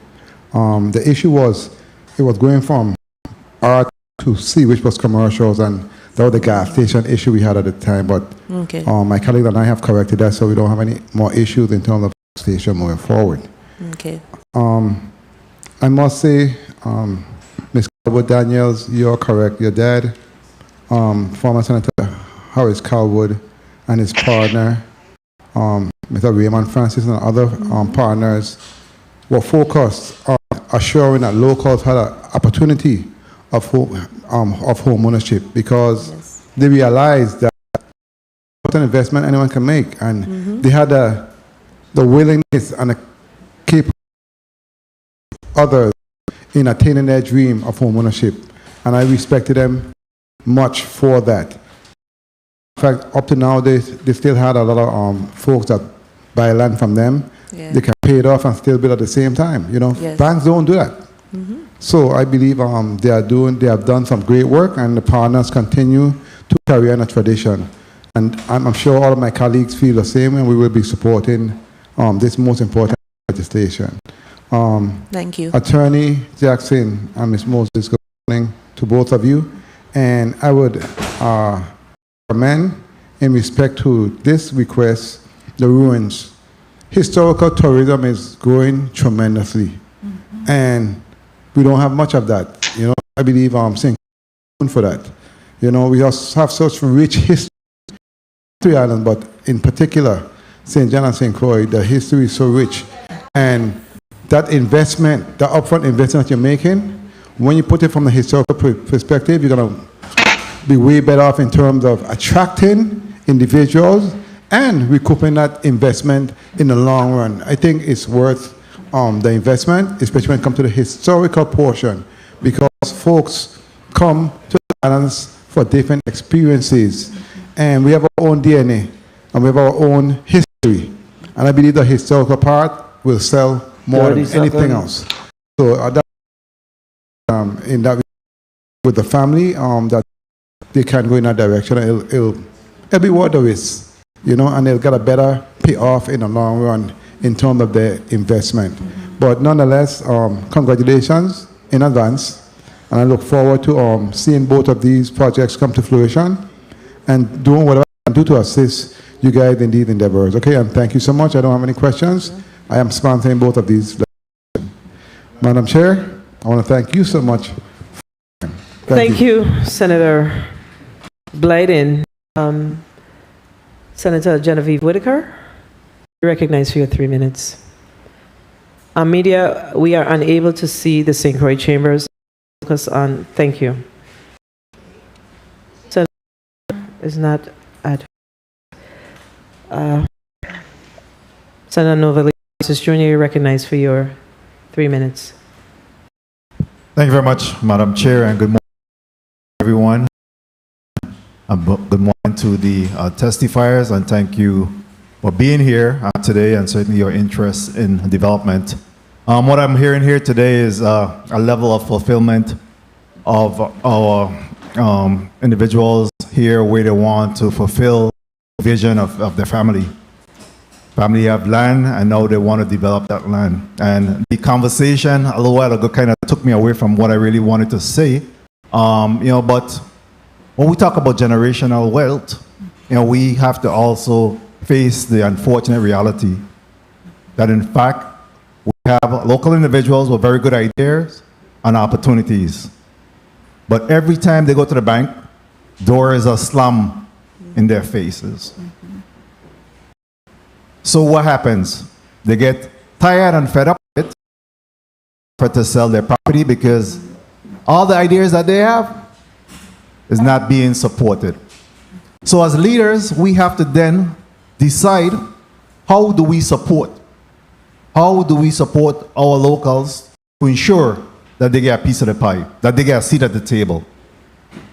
And that's where the challenge really comes in, is really being able to provide some grants, some support, set aside some funding that would be able to, again, support our locals so that they could have development. And yes, they could have a seat at the table.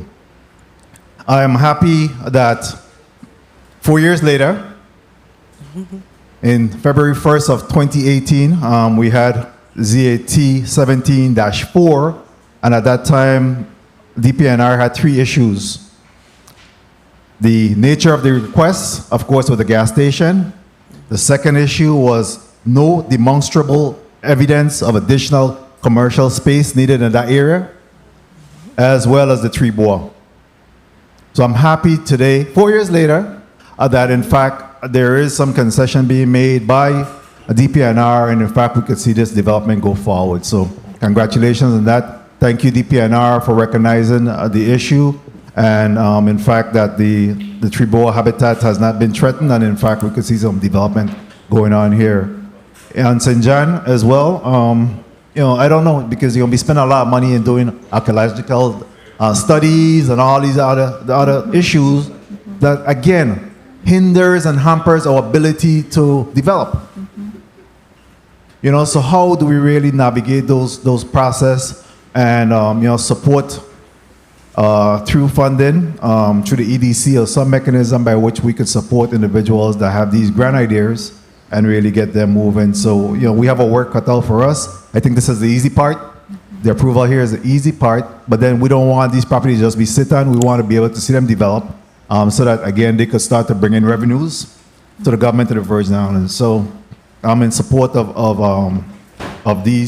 both of these issues. Those are these requests that have come before us. This morning I woke up with Governor Farley heavily on my mind. And I just wanted to say, as we're in Virgin Islands History Month. Time. Thank you for calling the time. Why are you saying it so loud now? Madam Chair, if I may just conclude. I woke up with Governor Farley heavy on my mind this morning, and I had the opportunity to work for this great man, Governor Farley, and as we talk about women and the fact that women leadership, women having a seat at the table, and we have seen so many of our testifiers that's come forward for development that represent women. Governor Farley was also known as a support for women leadership. He had a number of females within his administration, commissioners, judges, as well. And we know that he served as the 4th elected governor of the Virgin Islands. Again, he have made his mark here, and I just wanted to really just highlight Governor Farley during the month of March, as I'll be doing during the month, but really he was just heavily in my mind, and I really wanted to just recognize him and pay tribute to Governor Farley for his contribution to the people of the Virgin Islands. Good luck. And again, we'll have that conversation by how, as a government, we could be able to support our young people and our locals having a seat at the table. Thank you very much, Madam Chair, for the time. Thank you, Senator Francis. And I'm going to ask media to please queue up the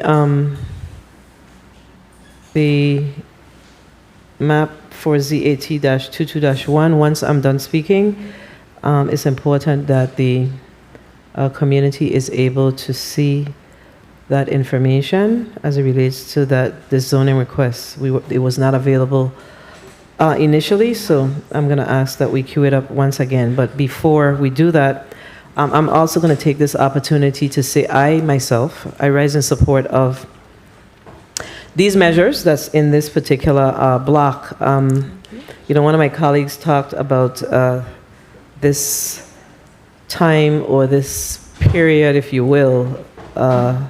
It's so the zonings that has come before us this entire week, and I think last week Friday, were really all women. So we had zonings from woman entrepreneur opening a nail shop, another entrepreneur opening an assisted living home.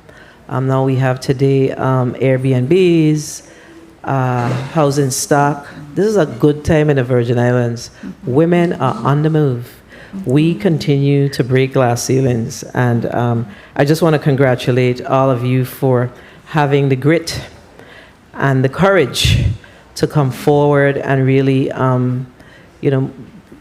bring your presentation before us regarding these important projects. We continue to talk about economic development in the Virgin Islands, and I see that we are not only talking the talk, but we have small businesses, local individuals who are ready to step up to the plate and really make things happen. So I have to say that I appreciate that. And our responsibility is to support you in every way that you can. And I heard my colleague, Mr. Vice President, made a note, and it's a very true concern that we have, that when we go to the local banks here, we put all of our government money into these banks, and when we go to the government banks here, they give us a hard time to get a loan for development. So I hope that they could hear me today. We're coming. We need the resources. So these individuals who's coming before us, who are requesting these zoning requests, please work with them. Work with them so we can really expand the economic base of the Virgin Islands and we can see some generational wealth for Virgin Islanders. It's not okay, to Senator Potter's point, for us to continue to be the maids and the bar attendants, etc. We have more and we can do more. So I just wanted to make sure that I put that on the record.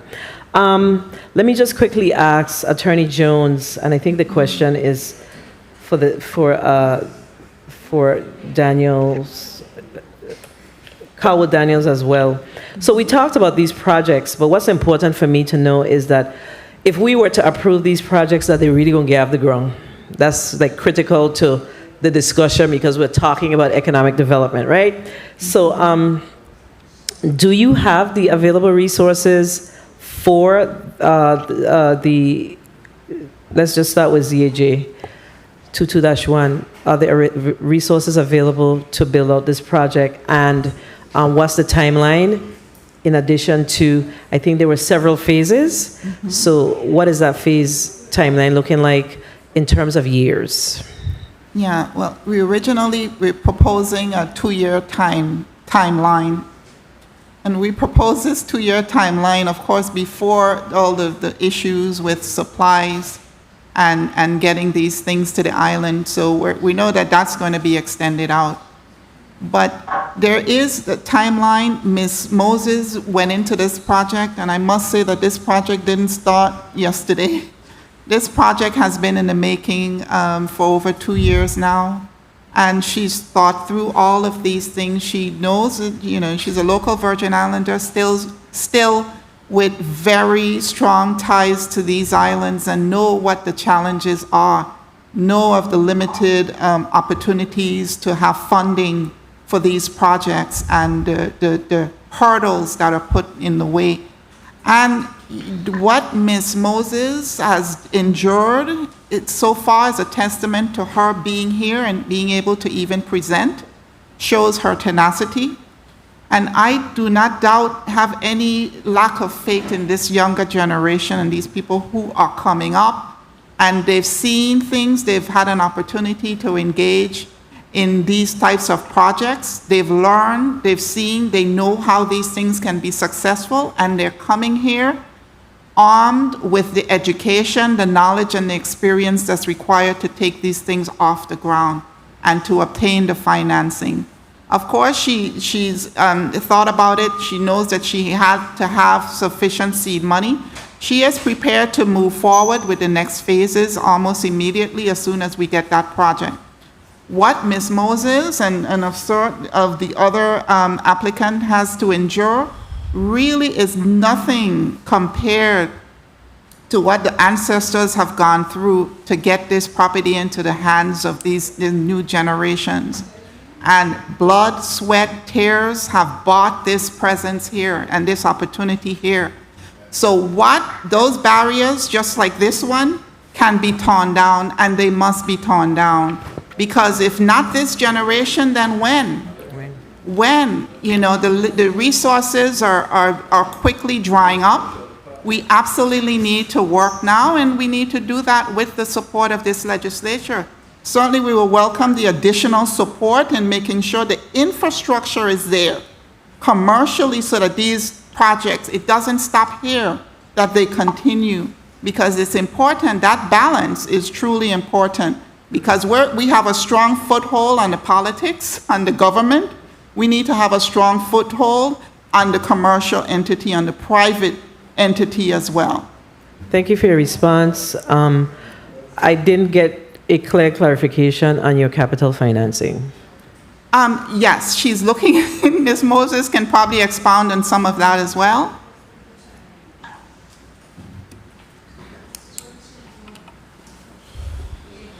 Hello, good morning again. I have done extensive research, so I am looking into several different grants that are being offered, as well as loans. As this previous senator has stated, it's really hard for us locals to actually get loans, but I'm not going to give up. I'm going to keep on pushing, and I'm going to go ahead and my plan is to get started in June, once this is approved. So I'm going to keep on pushing until I get the funding. Thank you for your response. Calwood Daniels, same question. Okay, Senator. We would seek financing for a commercial loan to construct Phase 1, which would be the office and retail building. The rental income from that will be more than enough to cover the debt service. Once that's in place, then we would use that building as collateral to be able to finance the construction of the residential portion of the property, and then those properties will generate enough income to cover their debt service. So that is the plan, and we hope that with Godspeed we would obtain financing. But the cost projections are strong. So you are looking at 2 phases? Yes, ma'am. And your timeline on those phases are? Hopefully 3 years, and if we get the financing, we'll construct the first in about 18 months and then roll right into the next phase. It's not if, it's when, right? When. When. Thank you. Okay, perfect.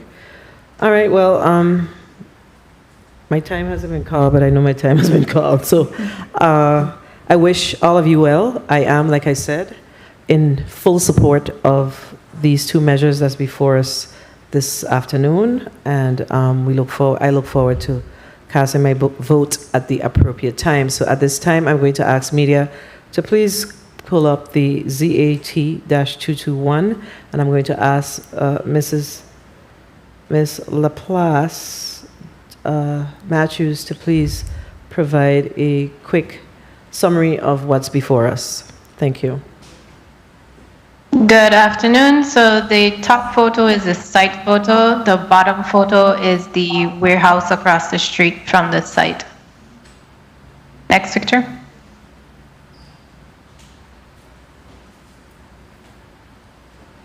And that's the site map. Next picture.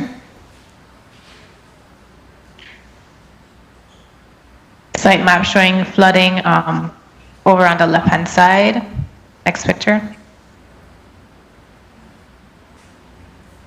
Okay, that's the end. All right, thank you. Do we have any other burning questions, senators? Senator Joseph, you're recognized for your point of personal privilege. Thank you so much, Madam Chair. I just wanted to reiterate something and remind us, especially this being Women's Month, we had a great leader in Margaret Thatcher, the first female prime minister of a nation. And one of her major saying, and I always kept it as my shield when I'm working, is in politics, when you want something said, you give it to a man. But when you want something done, you give it to a woman. I have no question that these projects are going to get done. The ladies have very well demonstrated their tenacity to get things moving and to get things done. Thank you kindly, Madam Chair. Thank you, Senator Joseph. You're trying to raise up some answers in this room today. Anyway, colleagues, we're going to close out. We don't have any other questions for the applicants. I'm going to ask the Department of Planning and Natural Resources to give a 30-second closeout on this. Mrs. Laplace Matthews, you may proceed. Good afternoon again, and just saying thank you for allowing the department to place its recommendations on the record. Thank you. Attorney Jones? Yes, good afternoon. Thank you for all of the comments, all the senators, those who have expressed support, and even those who have not but still plan to support it. I thank you as well. We're going to take all of your comments on the advisement. They were very good, and know that we remain open. And we look forward to the day when you can invite you all to the groundbreaking ceremony, because this project will go forward. Thank you all very much. Thank you for your positive vibes. Calwood Daniels, you may proceed with your 30-second close. Thank you, senators. Thank you, Senate President, for calling this hearing and for your expressions of support for this project. and for this rezoning. Thank you for the opportunity to present it to you, and we look forward to doing great things and continuing the legacy. We're deeply rooted in the community, and we want to do things that help our community with our businesses. Thank you again. Thank you. I just realized that, again, I am not seeing the screen in St. Croix, which makes it very difficult for me to manage this meeting. I was wondering if Senator Whitaker returned. Thank you. Senator Saru, Women's Month, point of personal privilege. You're recognized. Please recognize the senator's mic, Senator Saru's mic. Thank you, Madam Chair. I just wanted to recognize for the public my intern from Midarakan High School. You know, school is back in person, and we do have the Jobs for America's Graduates program. So this is Shania. Stand, Shania. This is Shania Benjamin. And she wants to be an anesthesiologist, but somehow is in the legislature. So we may be able to convert her at some point to political science, but if not, we wish her well, and she's been doing well. So tell the public good morning. Morning. Oh, afternoon. So, thank you, Madam Chair. Thank you, Senator Saru. And of course, the legislature is always poised to support our young people. At the appropriate time, I'll have my intern come upstairs as well. I'm not sure if he is here yet, but it's a guy. Hearing no other questions, point of information, point of personal privilege, the Committee of the Whole hereby stands in recess for 10 minutes.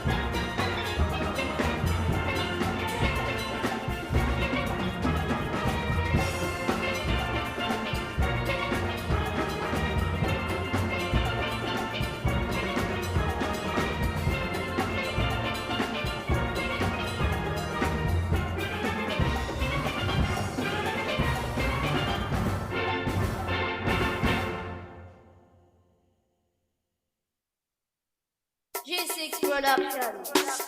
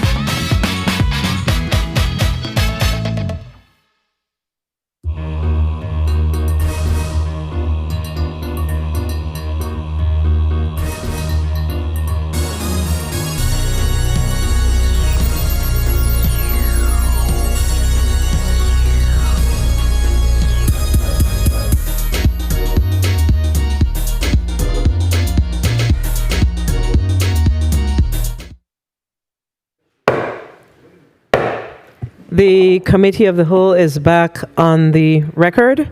Madam Clerk, can you please call up the item in block number 2, please? Block 2, ZAT 22-3, Government Employees Retirement System of the Virgin Islands, requesting that parcel numbers 2 and 4, Estate Thomas, number 6B and 6F, New Quarter, St. Thomas, be rezoned from W2, Waterfront Industrial, to R3, Residential Medium Density. Invited testifiers, Austin Nibbs, Administrator, GERS. Kathy M. Smith, General Counsel, GERS, Applicant. Honorable John Pierre L. Oriol, Commissioner, Department of Planning and Natural Resources.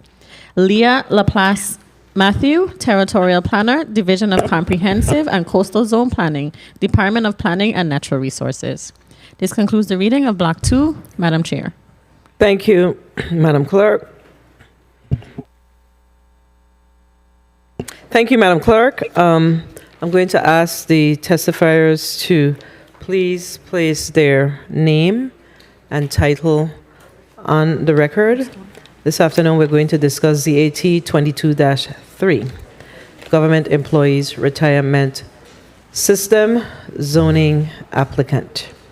We're going to start with the CEO of the Government Employees Retirement System. Mr. Nibbs, please place your name and title on the record. Good afternoon, Senator. My name is Austin Nibbs, Administrator of Government Employees Retirement System.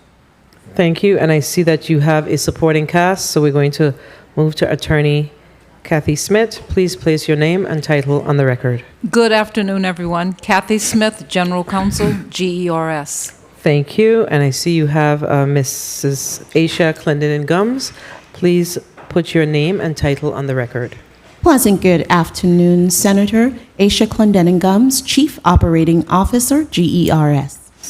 COO. Okay, thank you. And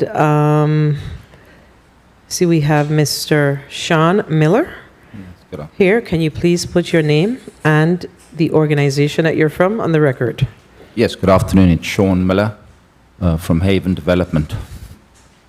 Could you repeat that again? Sean Miller from Haven Development. Thank you. There is a representative on Teams, Kent Michaels. Can you please put your name and your association on the record, please? Good afternoon, everyone. Mr. Miller, we're having a hard time hearing you. Michael. Mr. Michaels, that didn't come through. Could you repeat that again, please? Repeat your name again. Kent Michaels. Yeah. Your device is not working for us. You're not coming through. I don't know if you can get to another device, but your device is not, we can't hear you. We'll give you an opportunity to do that. So we'll proceed with the discussion while you address that. And the name is Kent Michaels, Senior Vice President, Strategic Advisory and Asset Management. And he is virtual. I'll allow you to, you probably want to come out and come back in. Okay, so you can try that as we continue on with the meeting. And of course, the representatives from the Department of Planning and Natural Resources, Ms. Laplace Matthew, can you please put your name on the record again for this zoning request? Good afternoon, Senate President Fred Gregory, members of the 34th Legislature and the people of the Virgin Islands. Representing the Department of Planning and Natural Resources, my name is Leah Laplace Matthew, Territorial Planner with the Division of Comprehensive and Coastal Zone Planning. Assisting with the reading of the department's report is Planning Technician Joel Lips. Thank you. Ms. Polis, can you please put your name and title on the record? Good afternoon, Madam President. My name is Joel Polimis, Planning Technician within the Division of Comprehensive and Coastal Zone Planning. Thank you. I see Mr. Michaels trying to get back in. Let's see if we can hear you better now, Mr. Michaels. Can you please put your name and association on the record? Now, is that better? Can you hear me now? Is that better? Could you say that again? Can you hear me now? Is that- A little better, but not ideal. Could you just put your name on the record and your association, please? Kent Michael with Language Sound. Yeah, that's not working for us. You're going to really have to figure out another device or something else, but you are not coming through very clear to us here in the chambers. And of course, we'll give you an opportunity to do that, okay? All right, we are going to move forward with the discussion on application number ZAT-22-3. The applicant of record is the Government Employees Retirement System. So we're going to ask who's representing the testimony, who's reading the testimony for the retirement system this afternoon? I am. Mr. Nibbs, you may proceed with your testimony. Good day, Honorable Dr. Fred Gregory, Chair, Committee of the Whole, and other distinguished senators present in the chambers, and the listening and viewing audience. I am Austin L. Nibbs, Administrator CEO of the Government Employees Retirement System. Kathy Smith, General Counsel, and Asia Clendenin Gums, Chief Operating Officer, are appearing with me today. The GRS appreciates the opportunity to appear to give testimony on our application for rezoning of the Havenside Mall parcels number 2 and 4, Estate Thomas, number 6B and 6F New Quarter, St. Thomas, from W2 Waterfront Industrial to R3 Residential Medium Density for the purpose of the GRS entering into a ground lease for the development of a branded hotel. The initial plan for parcels 2 and 4 started over 5 years ago. The plan was to demolish the warehouses and build structures for high-end stores with apartments on top of the stores. Damages to the warehouses by hurricanes Irma and Maria were eyesores on the property, and management made a decision to demolish all of the warehouses except Warehouse J to create green spaces, the Welcome Center, and parking. Warehouse J will be renovated to accommodate storage space for current warehouse tenants. Approximately 9 months ago, we received a proposal from the developer Sean Miller to construct a 5-story, 125-room branded name hotel on the Havenside property. Many meetings were held with the developer, and the board approved the plan and the issuance of a ground lease, which still is in negotiation stage. As you know, there has not been any construction of a new hotel on St. Thomas over 30 years. This development will not only be a boost to the economy of the Virgin Islands and the GRS portfolio, but also a game changer for Havenside Mall tenants. The GRS consultant markets research and feasibility analysis for the planned development of a 125-room select service branded hotel determined the following. 1. The proposed hotel is anticipated to fill a significant void in the St. Thomas lodging market, which lacks select service branded hotel supply. 2.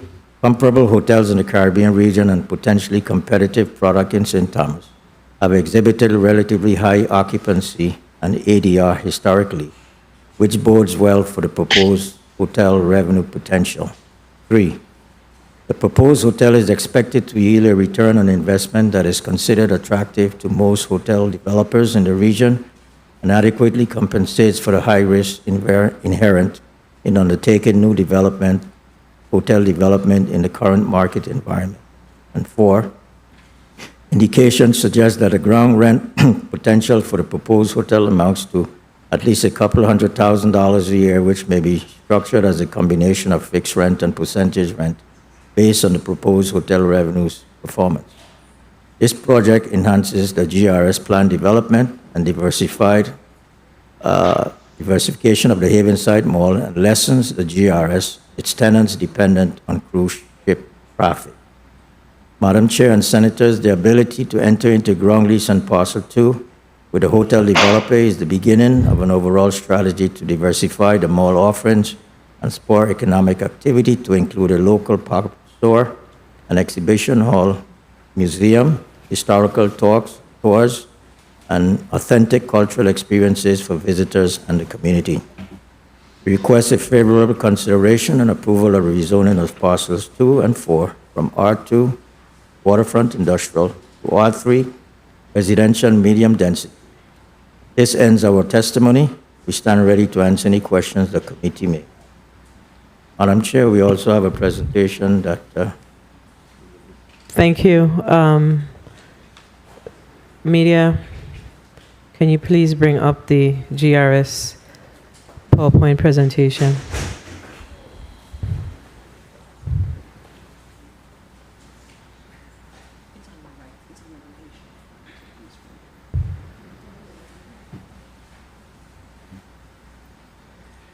Good morning.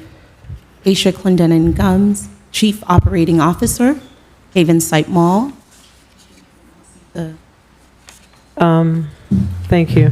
You may proceed, Mrs. Clendenin Gums. Thank you. Proceed. What you're looking at on the screen is an aerial view of the Haven Site Mall and the area designated, as Mr. Nibbs spoke about, the warehouses, where the proposed site would be. It sits right at the front of the berth where the cruise ship in the picture is, that little flag-looking warehouse building directly next to the Wyco building. We have various shots of this so you can see how the hotel would look on the property.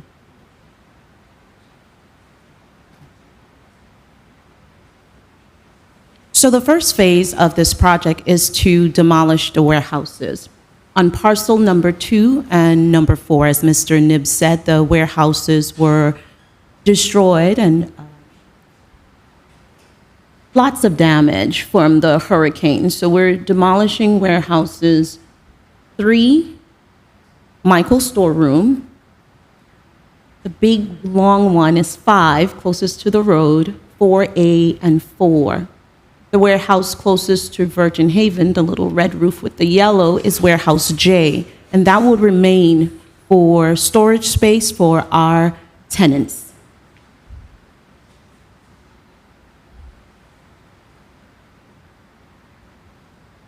Again, the developer's name is Haven Development LLC.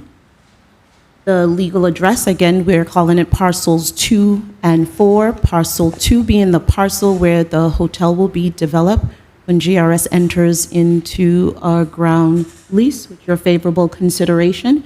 And parcel 4 would be a green space filled with local trees and plants and a welcome center, restrooms. The ground lease for the construction is for the build of an upper to mid-scale limited service hotel, limited services, because it would not be serving lunch and dinner, where the hotel will encourage the guests to go out into the Haven Site Mall and surrounding areas to patronize those businesses. It also includes an above-ground pool. There will be a meeting space, a bar, and a kitchen for limited service breakfast. The modular construction technology that will be used will reduce the construction waste on the property. Again, parcel 4 will have a green space and some parking.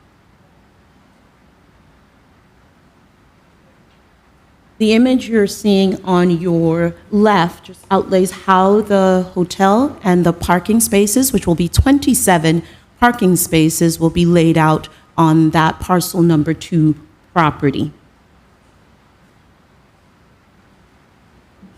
Just a little bit about the modular process.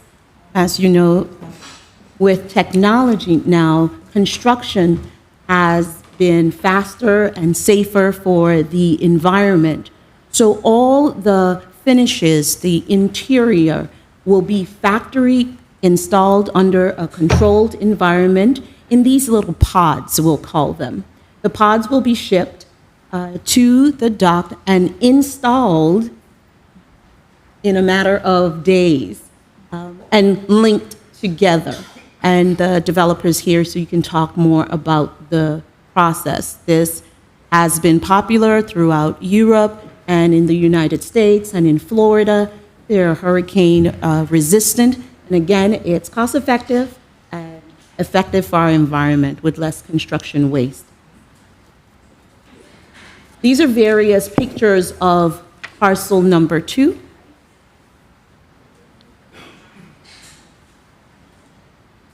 The hotel will sit on the other side of that existing fence.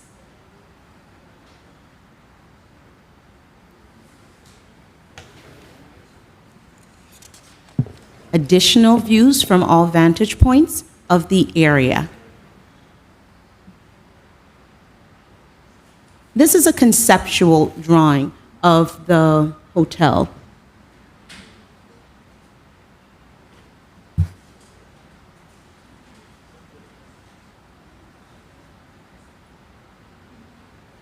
We also did some homework on the proposed project water and waste use to submit to Waste Management and DPNR.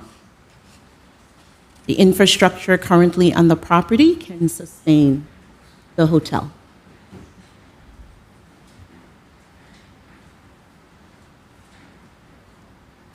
This is a rendition of the green space and the welcome center with restrooms where we will be able to hold cultural events. It'll be a huge open lawn for persons, visitors and locals alike.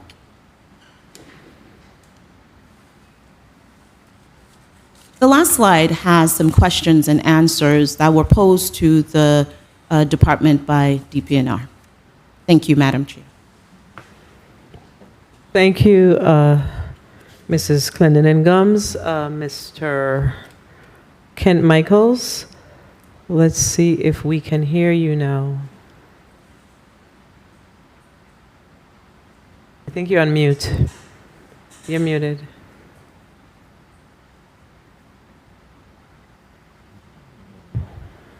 We can't.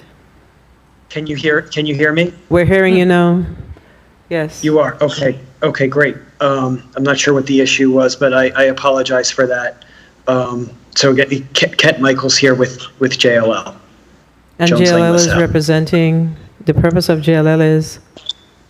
So we conducted a feasibility study for the hotel project, and we provided advice as to the ground rent structure for the project. Thank you. For DPNR. Thank you for that. All right, we're now going to go to the Department of Planning and Natural Resources. Media, I'm not sure whether we're still seeing maps on the screen. We're going to go to DPNR. Ms. Polamis, you may proceed with your testimony. Thank you.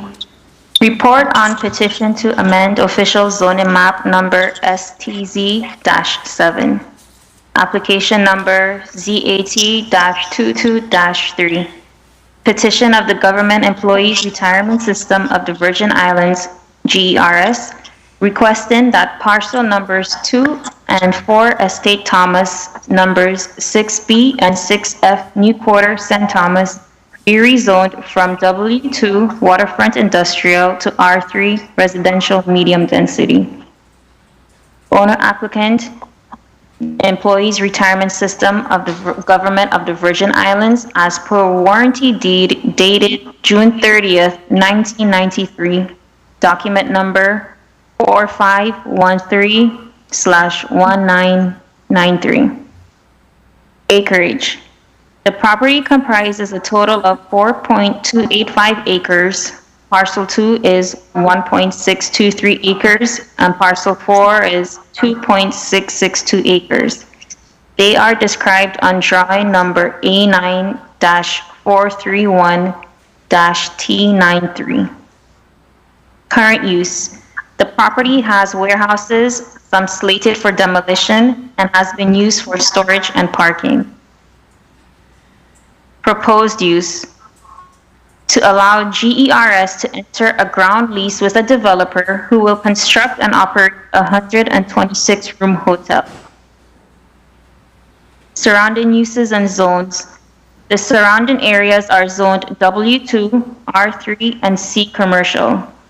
To the north is the West Indian Company, Wyco's Administrative Building, and Port of Sale Mall.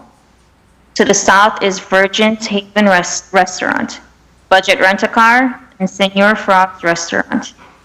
To the east is the Haven site and Buccaneer Malls and green area directly behind the commercial district with Paradise Point to the top. To the west is the Waiko Dock. Infrastructure. Water needs will be supplied by public water line and/or cistern, both of which are available to the state. Wastewater will be handled by public sewer line. GERS is considering a grid system for their own power generation. Public response. At DPNR's public hearing held January 11th, 2022, no opposition or concerns were expressed with the proposal. Analysis. During the department's public hearing, Mr. Austin L. Nibbs, Administrator and CEO of GRS, testified the intent is to lease the property to a developer for construction and operation of a hotel. The two-phase project will consist of Phase 1, warehouse demolition within 3 months. The second phase will consist of the 5-story hotel construction, parking, and green space within 1 year of permit issuance. The COVID-19 pandemic has changed the way of business at the Havenside Mall, with the mall's survival no longer being 100% cruise ship industry reliant. Diversifying the store mix to attract more local community shopping and a hotel will increase foot traffic for the mall's tenants.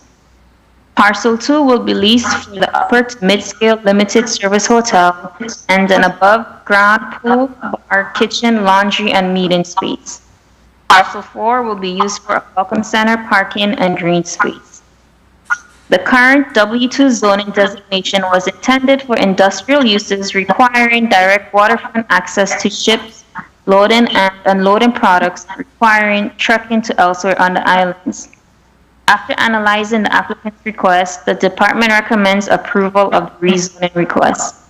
The area is no longer used in the industrial manner it was originally zoned for. The requested R3 zone is appropriate because it allows the uses and development standards needed for the project. It also would not be out of character or zoning of the surrounding area. Recommendation. The Department of Planning and Natural Resources recommends that parcel numbers 2 and 4 Estate Thomas, numbers 6B and 6F New Quarter St. Thomas be rezoned from W2 Waterfront Industrial to R3 Residential Medium Density. Signed, Assistant Commissioner Keith Richards, dated February 11, 2022.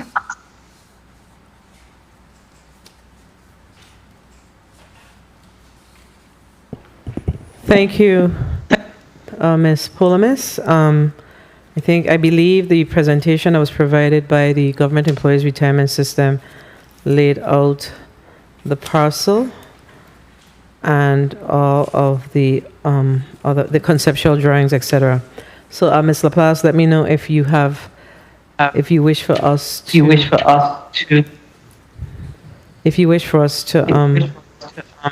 bring up your maps on the screen. Or was the information sufficient that was provided by GRS? The information was sufficient. Thank you. All right, colleagues, you've heard from the Government Employees Retirement System as well as the Department of Planning and Natural Resources as it relates to ZAT 22-3. We're going to go to a 3-minute round. This is an important conversation. This is a huge development that is proposed to be developed at the Haven site property in the area of Waiko. I believe I have one more thing. We have a letter to be read into the record from the government employees from Waiko, the West Indian Company management. Madam Clerk, you may proceed with the correspondence. March 15, 2022, Honorable Donna Fred Gregory, 34th Legislature of the Virgin Islands. Dear Madam President, the The West Indian Company Limited, WICO, supports the Government Employees Retirement System of the Virgin Islands, GERS, requests to rezone its property located at parcel number 2, Estate Thomas, 6F, and parcel number 4, Estate Thomas, 6B, New Quarter, St. Thomas, USVI, from W2, Waterfront Industrial, to R3, Residential Medium Density. Please accept this letter as a statement of WICO's support in favor of GERS's rezoning requests. Sincerely, Anthony A. Otley, the West Indian Company Limited. Thank you, Madam Clerk. Colleagues, we're going to go to a 3-minute round. We're going to start with Senator Alma Francis Heiliger. Senator Francis Heiliger, you may proceed with your 3 minutes. Thank you. Thank you. Good afternoon again to the public. Good afternoon to the testifiers, as well as to my colleagues. My first set of questions, what type of annual revenues does GRS look to gather on an annual basis in regards to leasing this property? Well, it's under negotiation right now, but I can give you an idea of the type of revenues we receive from other ground leases. For the sale, for instance, their monthly rent is about $46,000 a month, so brings you close to $500,000. And Wendy's, which is another ground lease, we own that property also. So I know you don't have a set amount, but in negotiations, do you have a ballpark as to where you're leading? Well, it's going to be a fixed amount plus a participation percentage in the annual revenue. Yeah, that was my other question as to investment or potential profit sharing. That's how it's going to be. Okay, so all of this is currently being negotiated. Yes, ma'am. Okay. I heard that, you know, there was no opposition to during the DPNR meetings. Has this been put out to the members of GRS, to the public? Have you done it outside of DPNR to see what type of feedback the members or the public have on this project? We haven't done it publicly. I have spoken, I've seen other members, and I've spoken to them about it. They have asked questions because it has been advertised for the rezoning, and they were very, encouraged about it. Okay. I looked at the design of the building, and, being born and raised here, I'm very culturally oriented. And it seems very standard outside of our normal aesthetics here in the territory. I understand it's modular, so I'm assuming this was done for the structure, but do you guys plan on designing the exterior in a way that it blends in 1 minute. a little bit more as it relates to the culture here in this territory? Well, we have had discussions with the developer. That's a question, I think, and it's better for the developer to respond to. But he did express that he wants it to blend in with the Havenside Mall. Okay, so it's a thought and a discussion, but it's nothing set in stone? Or No. can they respond? Yes, good afternoon, Senator Sean Miller. To your point, absolutely, the building will look aesthetically in relationship to the other buildings, so it will not stand out. We'll make Okay. sure that it looks like we have red roofs with all the other buildings. We'll have a red roof. Okay. Also, my other question lends to culture as well. As you know, being born and raised here, I love to see the ocean. I love the idea that I live on an island. I'm the oldest of 10 siblings, and I've never left. The rest of them live away. So I love my home. So I'm always going to be from the perspective of how do we still keep that island home feeling without potentially turning into a concrete jungle? And Time. I'm seeing 5 stories in front of the ocean. Could you explain to me, could this have been done with a little bit less height, storage-wise, maybe width, to still accommodate the same rooms, et cetera, but still, not feel like you're blocking out the view? Yes, good afternoon, Senator. The structure, the design, the design has the ability to have a large amount of green space, and that's why we could not have it lower. So we would like to make sure that we have local events in that green space. So we didn't want to take that green space up with a long, lengthy building. Okay. Well, heard my time has been called. Thank you, Madam Chair, for the time. Do you have another question, Senator? For me, what they have answered, I still have a lot of questions, but I want to listen to my other colleagues and see where they're headed. So, All right, thank you.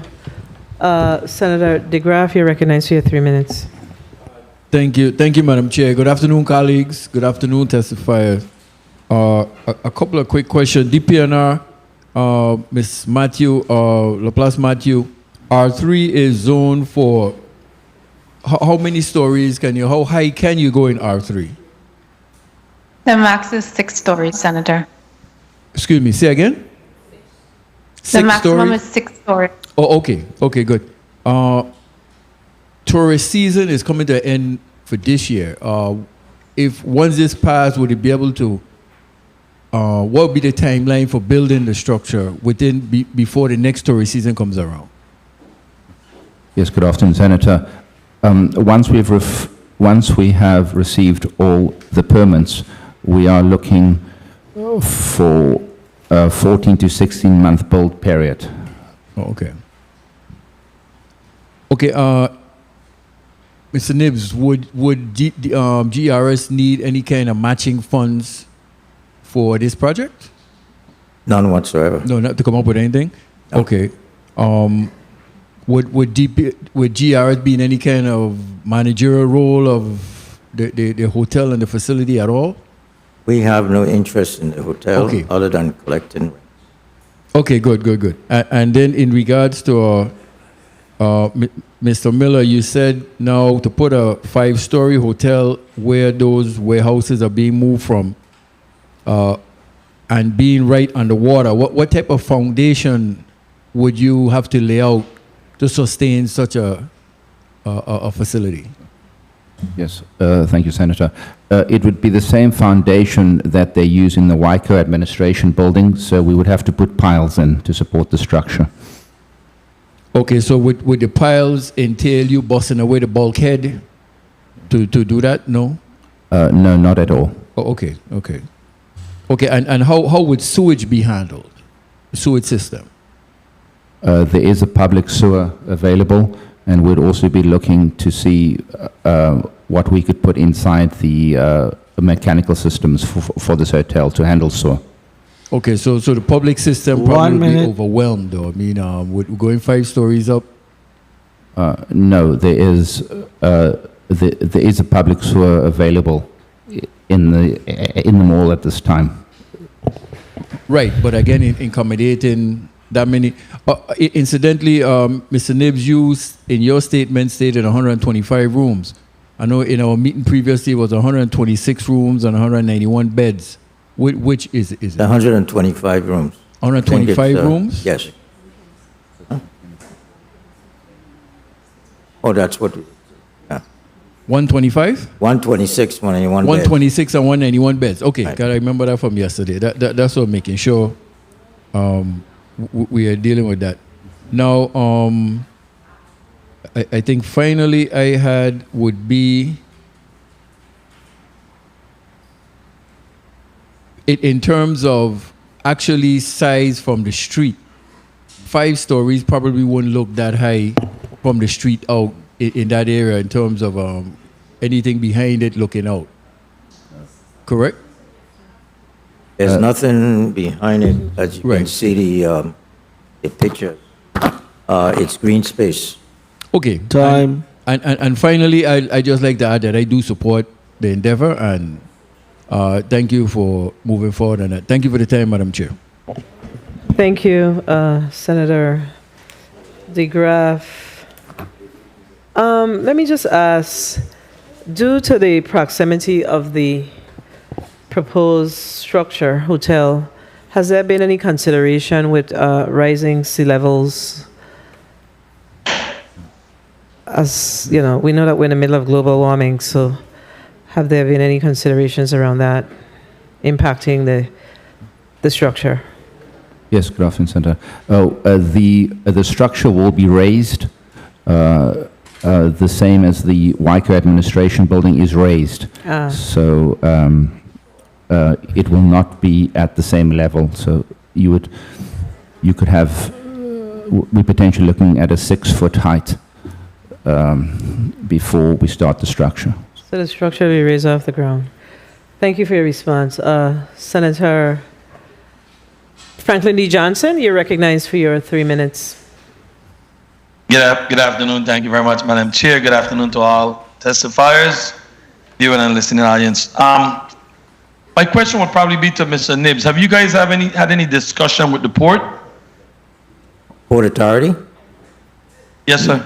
Not any in-depth discussion in regards. No, we have not. My reason for asking that question, based on the concept drawing, I can see that there's like a straight leadway to the pier. And as we all know, the pier has a lot of guideline and restriction as far as how people approach the pier, how people walk on the pier. What will be preventing any of the persons who are occupied the hotel from walking out on the pier at nighttime or even when the ships are in harbor? I think it's a gate, plus there's guards at the gates. You just can't enter it unless you have business on the dock. You just don't enter the pier like that. Plus, there could be a fence around that property where the guests don't go onto the pier, but there's enough, I think, adequate guard service there to identify who should be on the dock or not. All right, and then my question to be to the developer. Each of your rooms, would each room be an individual pod, or it's going to take a couple pods to make a room? Yes, good afternoon, Senator. These are modules, like larger containers, and each module would comprise 2 rooms. So you would have your hallway in the middle, and then you'd have a left and right. You'd have a room, or you'd have a suite. Okay, and how soon can those modules be constructed? The construction time at the factory is around 5 to 6 months. Right. Thank you very much. I don't have much question. I see that DPNR is in support of it with the rezoning. I just have a little question about the area, and you said that you're not going to have any restaurants on the premises, which the clients will be utilizing all the restaurants available on the Havenside property? Yes, good afternoon, Senator. That is correct. Our intent is to involve as many of the tenants in the mall selling services and supplying services to our guests. What are your intentions as far as come to local being able to have managerial position and not just position in this hotel where we're going to be cleaning the rooms? What's the opportunity for local to be able to manage and be in a supervisory position in that hotel construction after it's complete? Yes, good afternoon, Senator. We'll absolutely engage local talent, and they will be available to manage their hotel. Whatever services they can provide, we'll support as many local Virgin Islands as possible to run the hotel. At this stage, do you have any brand name hotel willing to come into partnership with you? Yes, at this time we are working with the Hilton Corporation, and we will be branding it a Hampton Inn. Any possibility of them coming down and training and making sure that our, local people have a fair shot at our position and training them to the highest standard to, keep that brand name up? Time. Yes, good afternoon, Senator. Yes, absolutely. There will be on-site training for all the hotel team members. All right, thank you very much. Thank you very much, Madam Chair. I have no, fight with this. I too will support it. Thank you very much when the appropriate time comes. Thank you. Thank you, Senator Johnson. I think Senator Johnson was really asking when he referenced the port. He was trying to ask about whether or not there has been any extensive conversation with Waiko, because Waiko is the entity that deals with the cruise ships at that particular port site. So please answer the senator's question. The way I understood it was, I thought he was meaning VI Port Authority. No extensive discussion. We did send a letter to WICO through the PFA. Also, I had a meeting with Mr. Arte about a month ago. We did mention it to him, and I'm seeing that he submitted a letter which I didn't have any knowledge of in support of the project. Thank you for your response. Senator Javon E. James Sr., you're recognized for your 3 minutes. Thank you, Madam Chair. Greetings to all. Thank you, testifiers, for being here. I do stand in support of this zoning request. It speaks to diversification, and even though some of my colleagues, and I'm not going to call any names, they always speak about this project going to this island and this project going to that island. It doesn't matter. At the end of the day, it's one treasury in the U.S. Virgin Islands. And when it comes to the finances and the budget of this government, we, as the first branch of government, decides that. So any way the money can come from, let's get it. So I stand in support of this. I see here in the report from DPNR, it says here that GRS is considering a grid system for their own power generation. Can somebody elaborate on that and let us know what exactly that they are planning to do and the cost that may come with that project? Yes, we're in consultation with WAPA. We have had many meetings. What is going to happen is WAPA is planning a grid system in that area, which would include Havenside Mall, low-income residential area. I would assume it's the Paul M. Pearson, and also the other Oswald Harris Court, also the Snyder's Hospital. In the event WAPA goes down, we'll have a grid to support that area. It will be no cost to us, we will be reimbursed for our backup generator. However, WAPA will, we will be leasing some of the property in the generator yard to WAPA, and WAPA will take full control of the operation of the power generation of the grid. That is the plan right now. Thank you for placing that on the record. And when it comes to the 1 business minute. owners, I know here in the report, they speak to no opposition, but can you speak to some of the dialogue that was had with the neighboring businesses and their support for this project? Yes, before I answer that question, it's all to be in discussion with also the Division of Energy, which is they're looking for grants. That's where the monies are going to be, grants, energy grants, this power generation grid. Yes, the tenants are in full support of the project. They feel that it would benefit the mall. Obviously, there will be additional foot traffic. Also, we have learned from COVID-19. We took over this mall in 2020. It's our mall, however, it was managed by WICO for 20-something years, and that's when the pandemic came in.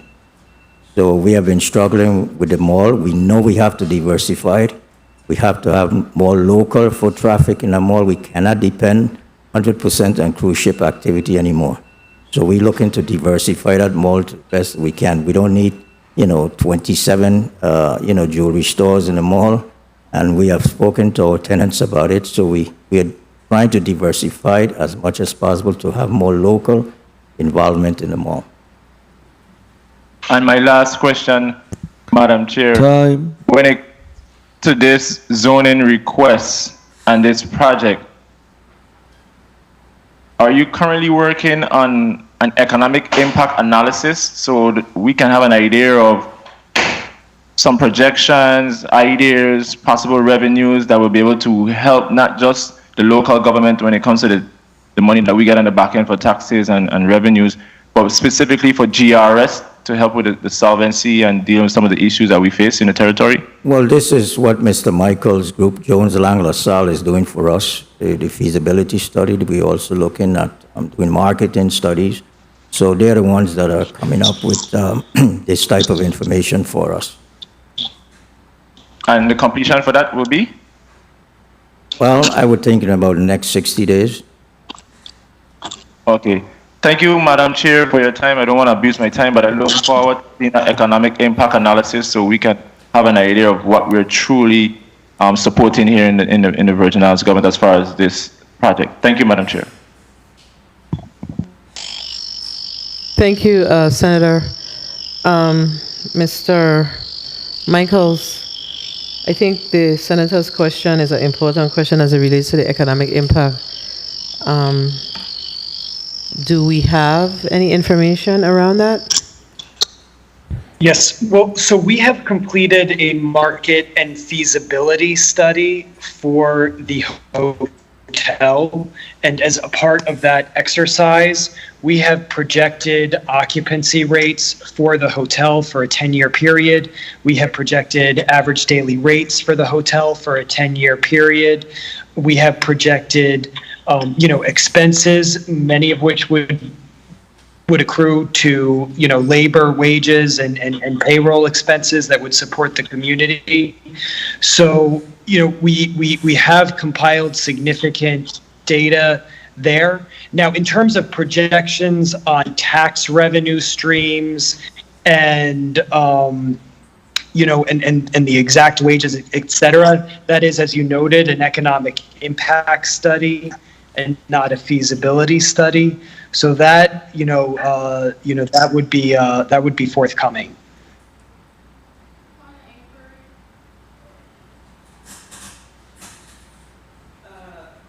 Quickly, GRS, the document that you shared with us, I want to say on, what's today? Today's Wednesday. Monday? That's the document that Mr. Michaels speaks to. Yes. So senators, you should have that. The market feasibility study should be in your, on the drive. So please look on the drive for that information if you haven't already looked at it. I think there was a point of inquiry from Senator Francis Heiliger. You may proceed. Through the chair to the testifier of the project, have you guys looked at the economic impact potentially of shifting to lower stories and maybe absorbing a little bit more of the green space? What kind of impact would that have on you if that was an alternative, if any? Yes, good afternoon, Senator. We have certain minimum standards we have to work with a branded hotel, and they have said the 125 rooms is really makes feasible sense for them. And well, I'm not questioning the room numbers. I'm saying instead of height, width, and reducing the green space, would that be a great economic impact to you, or is it an option when you were doing designing? We did do some. Well, I mean, I can. Oh, sorry, go ahead. Yeah, I mean, I would just say, I would echo your comments, Sean, right? I mean, as you noted, having 125 rooms is important to the feasibility of the hotel. Now, theoretically, if one were to reduce the height of the hotel and still, if one could still have the same number of rooms by absorbing some of the green space, that would not hurt the hotel economically speaking, but of course you would, you would lose your green space, which, which I had understood be important to you as well. Usually constructing hotels that are shorter rather than taller is actually less expensive, and so from an economic perspective, it tends to be easier, in fact, but. But having green space in the community, it's a desirable feature as well. So that's the assumption under which we had worked. Well, that's what I'm worried about. Thank you. Thank you for your response. Point of information. Thank you for response around the green space. I think we all know that what the importance of green space is to us here in the Virgin Islands, and as we face global warming issues, I think there's no debating over the importance of green space. So I'm not giving up my green space that you're giving me. I don't think we should do that. I think there's a point of inquiry from Senator Giovanni James Sr. Senator James? Yes, point of information. And thank you for following up on the question I asked about the economic impact analysis. But I also want some clarification. I know the gentleman, I can't recall his name, I think it's Michael. He responded to the question that I asked. And then you referenced that the information that he spoke about is on the drive.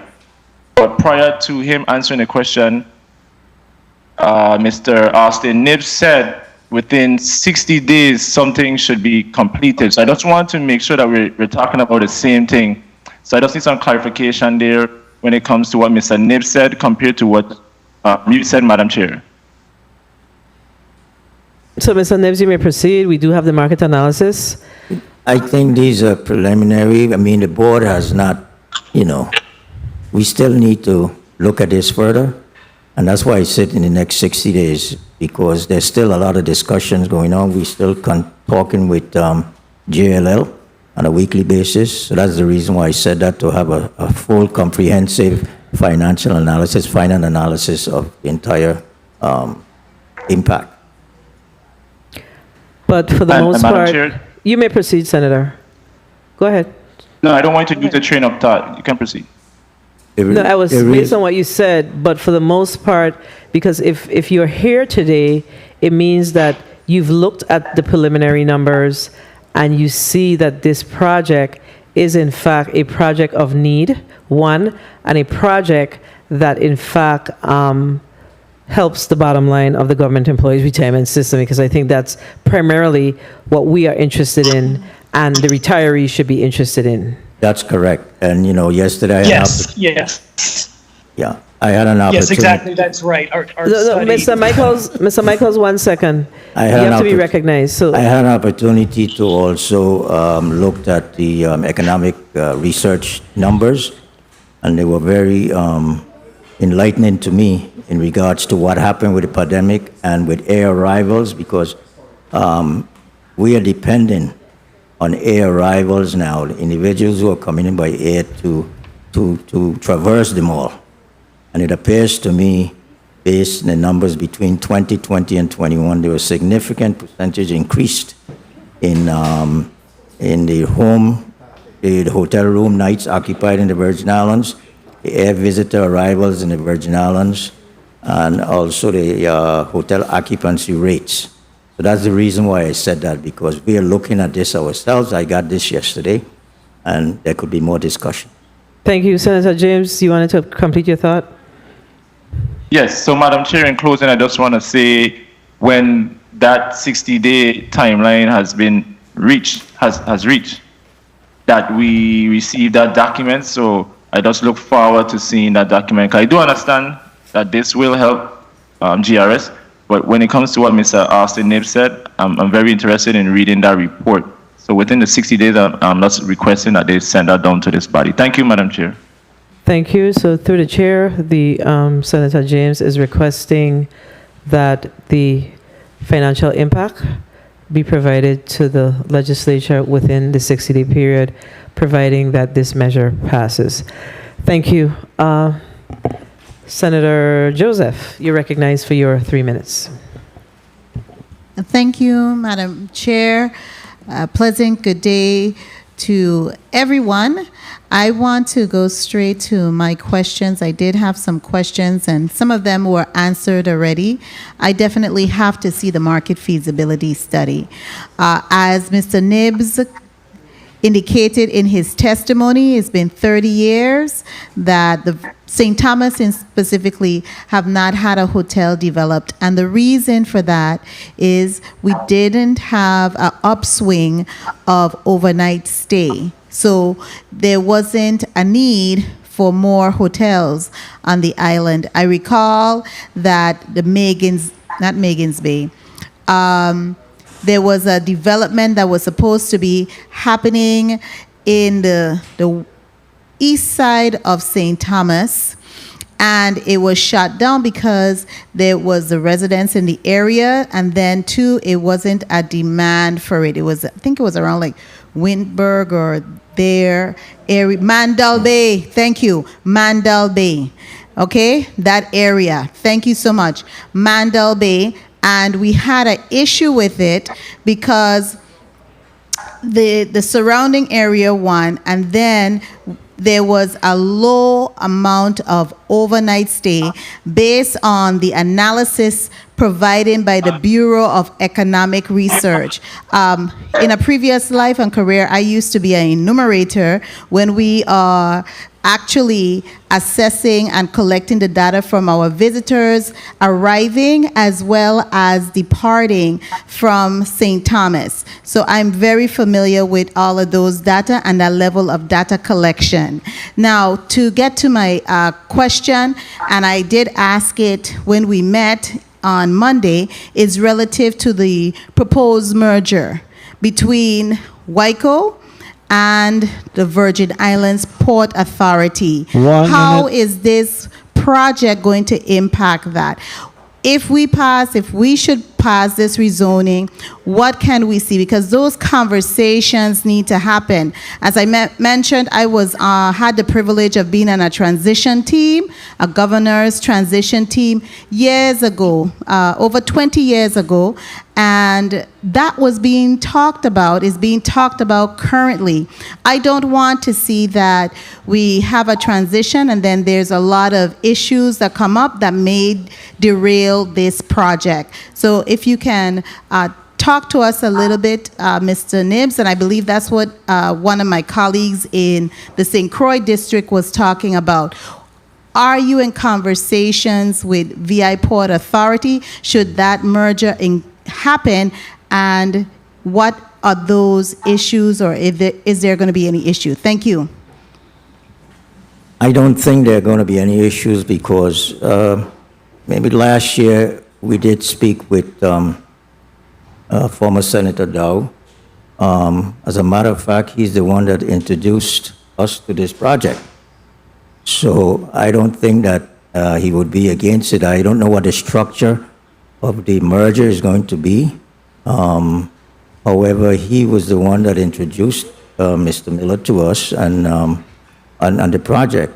So I really cannot say. I know that the governor in the state of the territory is in full support of the merger. As you know, he's also the chairman of the PFA, which owns the WICO dock. So, you see, if I may, Madam Chair, I just want us to realize something. These projects don't necessarily hinge upon human beings because we transition. We have people come in and they leave, and when they leave, you have the developers holding the bag because this person has said this and this person was in this position. It behooves us, and it's to our benefit to have things in writing and have it as part of, and your attorney knows this, because that's what prevails, what's in black and white.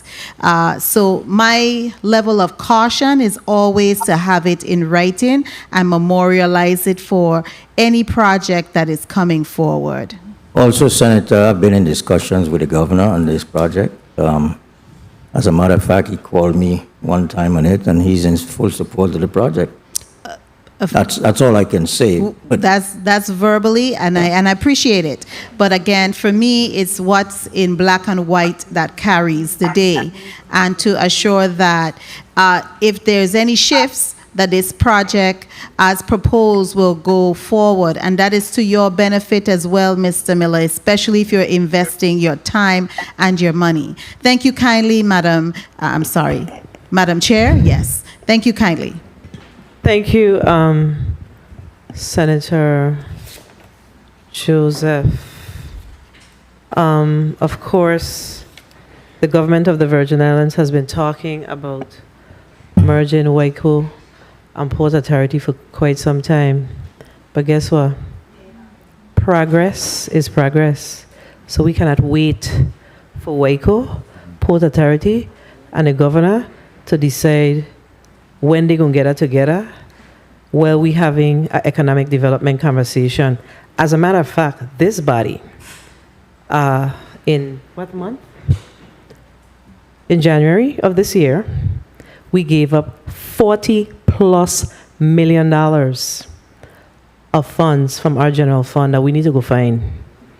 Please be reminded of that. We need to be reminded of that. What's important though, GRS and Mr. Miller, is we need information. What are we projecting as far as income taxes, gross receipt taxes? We need information in order for us to make an informed decision on this. This is the discussion that we're hearing, and it's critical that we provide data and information. I heard my colleague talk about the Mandel project that came before the legislature sometime in 2011, 12. And there was a lot of energy around it. But guess what? That Hilton Hotel went to St. Kitts. The U.S. Virgin Islands lost out on that opportunity. And there is no debating as to whether or not we need hotel beds in the U.S. Virgin Islands, in this district, as well as in the St. Croix district. It's not a debate. So, you know, all of the other ancillary items that folks are not moving on, we can't continue to wait. We got to do what's necessary for us to move this territory forward. So I just thought that was important for me to say. So I'm going to shave that off of my time. Senator, carry on. You're recognized for your 3 minutes. Thank you. Yeah, you're having a discussion with my colleague. One of the questions we have is the feasibility study. Did you take in consideration the hotels that are offline but will eventually come online? Yes. Okay, and based on that, Yes, absolutely. based on that, we still have a need for more hotel rooms on St. Thomas. Considering that we Absolutely. have the Airbnb market also. Yes, well, the Airbnb market is, absolutely, an important component of supply. But that being said, our strong view is that there is a need on the island for a business-oriented hotel. And, many business and corporate travelers don't, Airbnb units don't meet their travel needs. Okay. All right. Do have some reservations. But let me continue asking a few questions. What were the warehouses used for before? They were used for tenants, some tenants, and so basically they were used for warehouse inventory for some of the tenants. Okay, and then in your testimony or in the report from DPNR states that some of the warehouses are slated to be demolished, so not all. So not all were damaged, is that correct? All except one. The one that is slated to remain is going to be renovated, and the current tenants of those warehouses that will be demolished will be moving over to that one warehouse. That was my other question. Are there any other tenants that will be impacted that have to be relocated with this development?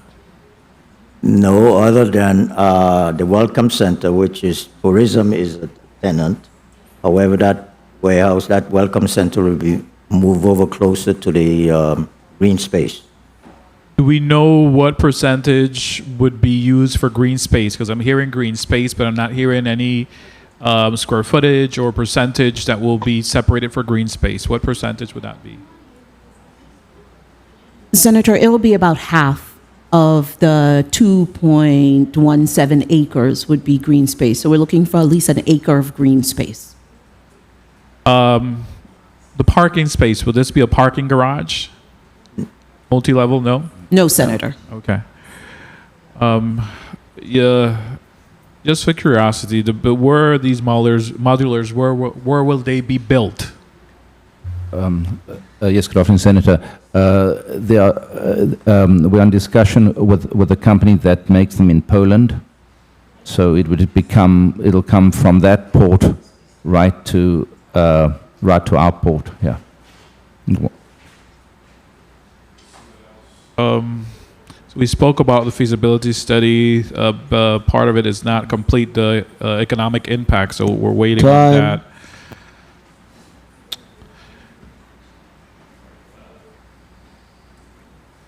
All per the development of the hotel, I just have some reservations, and I'll continue to listen in if that's the best place to have this type of hotel.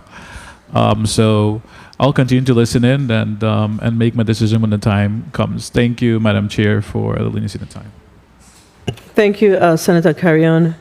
Just to piggyback on where the pods will be built, will there be any impact on the construction of those pads as a result of the current war that's going on between Russia and Ukraine? Yes, good afternoon, Senator. No, we don't foresee.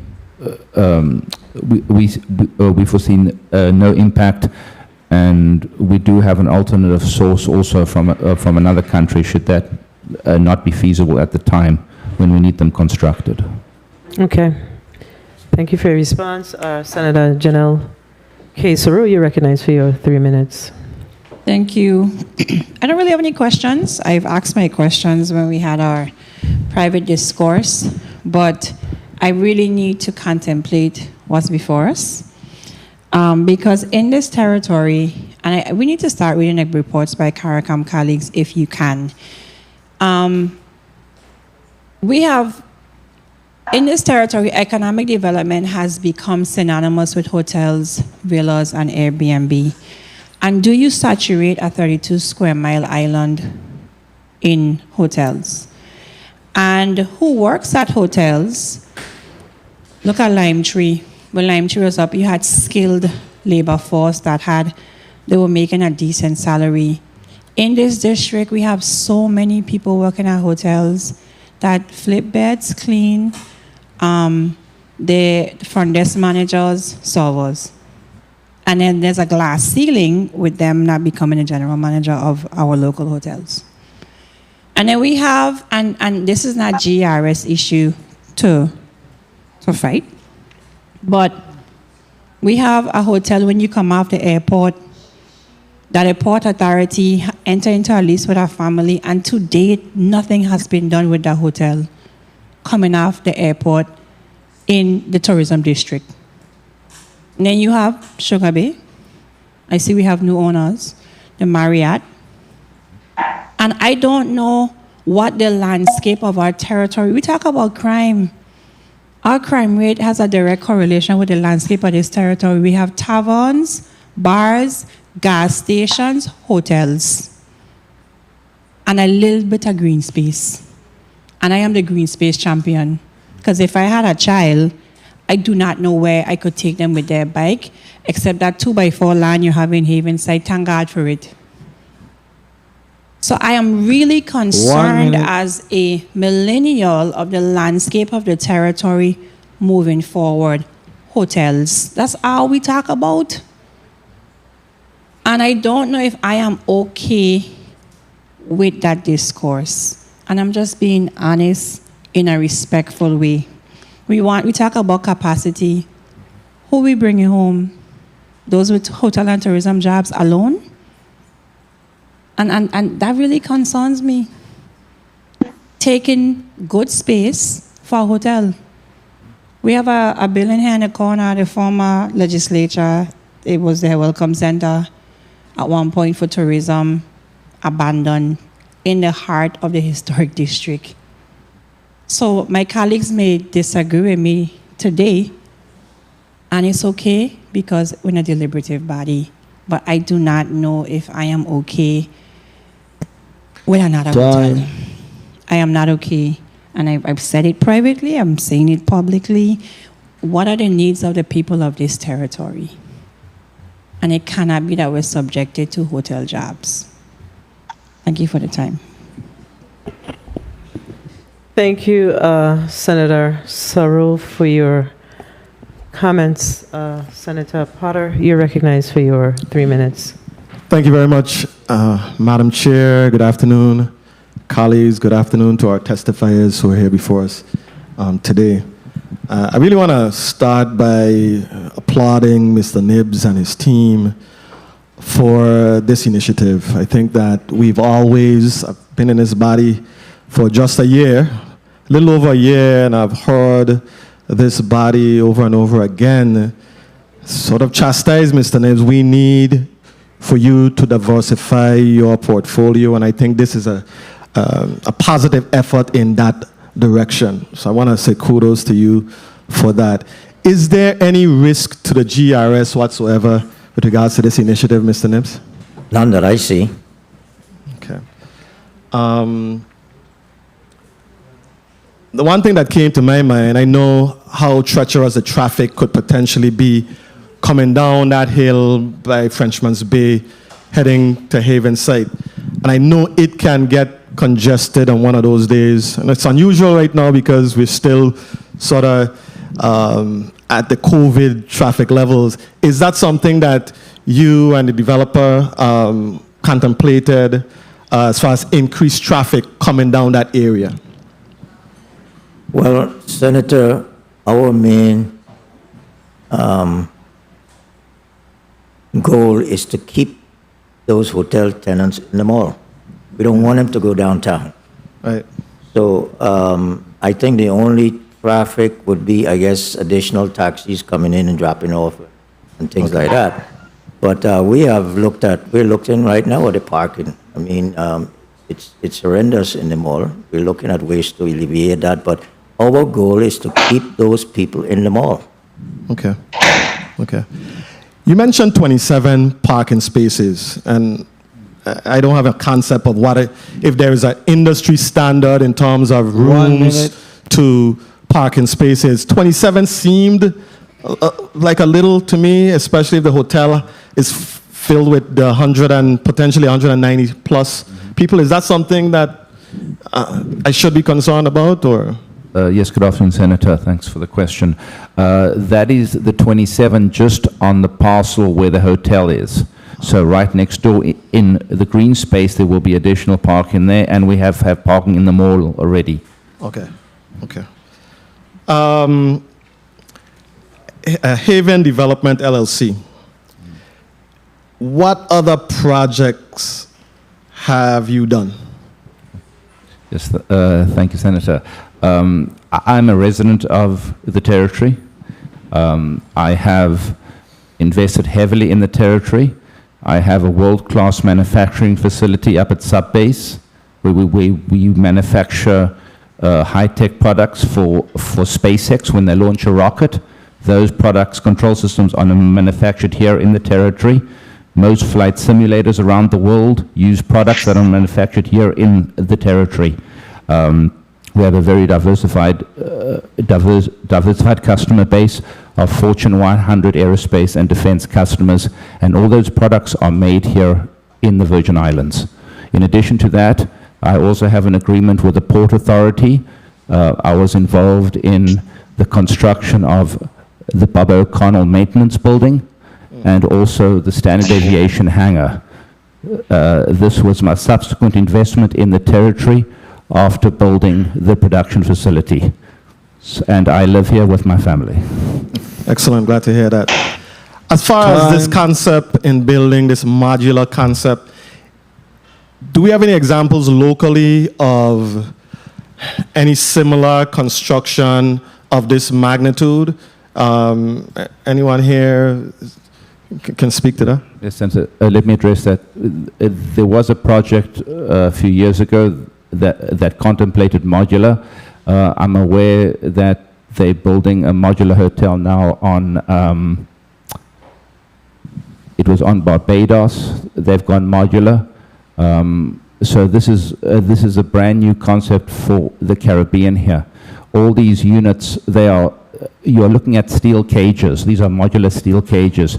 So they're extremely strong. They will meet all the hurricane requirements and the local requirements for certification. And also they are very insulated because they're individual modules. So as you stack them together, the hotel becomes very quiet. So it's much quieter than traditional construction. Thank you very much, Madam Chair. Thank you very much, testifiers. At the appropriate time, I'm inclined to support this initiative. Senator Joseph, I will recognize you after we allow Senator Blyden, only because he has a quick commitment, okay? So as soon as he's done. Senator Blyden, you recognize your 3 minutes. Thank you so much, Madam Chair, and good afternoon to the testifiers, and thank you so much for your testimony. I want to congratulate you, Mr. Nibbs, and your team for being creative. I've been speaking for you over the years. I've brought several opportunities to you guys over the years, very creative, but I'm glad to see that you have started to move in that direction because it makes sense, and we must change with time, and we must do things differently. I know it was spoken to the construction phase of at least a year, and you said it's going to take 6 months to construct, put it together, which is a year and a half. How many workers are we speaking to in terms of this type of pre-prep construction, and is there any special training, or is it easy to learn and you can have folks just come on as needed in terms of training? Yes, good afternoon, Senator. Let me address a little bit about the construction. We have to build the podium, which is the reception level of the hotel, and we also have to build the elevator stack. So those are built locally with local construction workers. When the modules are developed here, when the modules are delivered, the supplier of the modules will train local people of how to assemble them, and also once they're all stacked up, then you have to put the facade on, and also the roof. So I want to bring all this local knowledge here. I believe modular has a great place here in the Virgin Islands because of our exorbitant costs of local construction. Correct, because construction costs have gone through the roof. But I need you to answer my question. How many workers are we speaking to in terms of construction phase and after the construction phase? 1 minute. Estimated. I would say when we're at full capacity building the pavilion, there could be around 30 construction workers working on that pavilion. Okay, very well. And you said it's going to be limited service, because I understand, I appreciate you're trying to accommodate other businesses in the area, which makes sense also. But how limited it is going to be? What type of service are we speaking to when we talk in terms of limited? So when we discuss select service, limit services hotel, it means we supply the breakfast in the morning, and then for lunch and for dinner, it's up to the guests to find local restaurants. Okay, great. And I'm happy to hear that also. Like I said, you want everyone to get a piece of the pie. Quickly before my time is up, I know it was spoken to overnight guests, and the flights have increased tremendously, and there was a concern that I want to put on the record in terms of Airbnb, etc. Yes, the Airbnb numbers are improving every day because there are no hotels. I believe when the hotels come back online, many of those Airbnb are going to be there for locals because folks are still going to want to rent the spaces. So I believe that it will assist us in driving down in terms of the crisis we have with folks having place to live. I truly believe that, because right now everyone is going toward the Airbnb because there's no place for people to stay at night. But when the hotels have come back online, I believe it's going to help us in the territory. So I just wanted to put it on the record. And thank you so much, Madam Chair, for the time. I appreciate it. Thank you, Senator Blyden. Senator Whitaker, you're recognized. Oh, I'm sorry. I'm sorry. Senator Joseph, you're recognized for your point of inquiry. You're recognized. Thank you so much, Madam Chair. Now, Madam Chair, I've had a quick read of this memorandum dated November 24th of last year, and it was authored by Kent Michaels, and it was sent to Kathy M. Smith from GRS and et al. I'll just say et al. It references the comprehensive market demand study authorized by Pinnacle Advisory Group in June 2021. That is specifically what I was asking about in our discussions. It's not on our public drive. Through the chair, may we request a copy of that study, the Comprehensive Market Demand Study, which was authored by Pinnacle Advisory Group in June 2021. Thank you, Senator Joseph. Can you direct me specifically where in this correspondence makes reference to? Okay, I see it. Under 2, you have reviewed the comprehensive market demand study authored by Pinnacle. Yes, Madam Which Chair. confirms- That's what I've been alluding to for a little bit. Understood.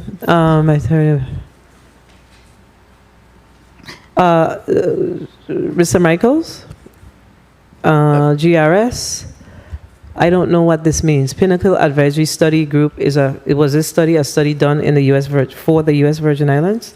I need clarification on that. It doesn't reference that in this letter or report, if you will, this analysis. But can I just have it? You can have it, but I am trying to establish whether or not this was specific to the U.S. Virgin Islands, or this is a broad comprehensive analysis. This is a global, I think it's a Yes. broad comprehensive analysis. All And right. It so, includes the Caribbean also, but it's global. can we get access to this report as requested by Senator Joseph? Yes, we will provide. All right, thank you. The one regret that I have is that we did not, while this is a zoning matter, it's still a huge project that we're discussing, a game changer, if you will.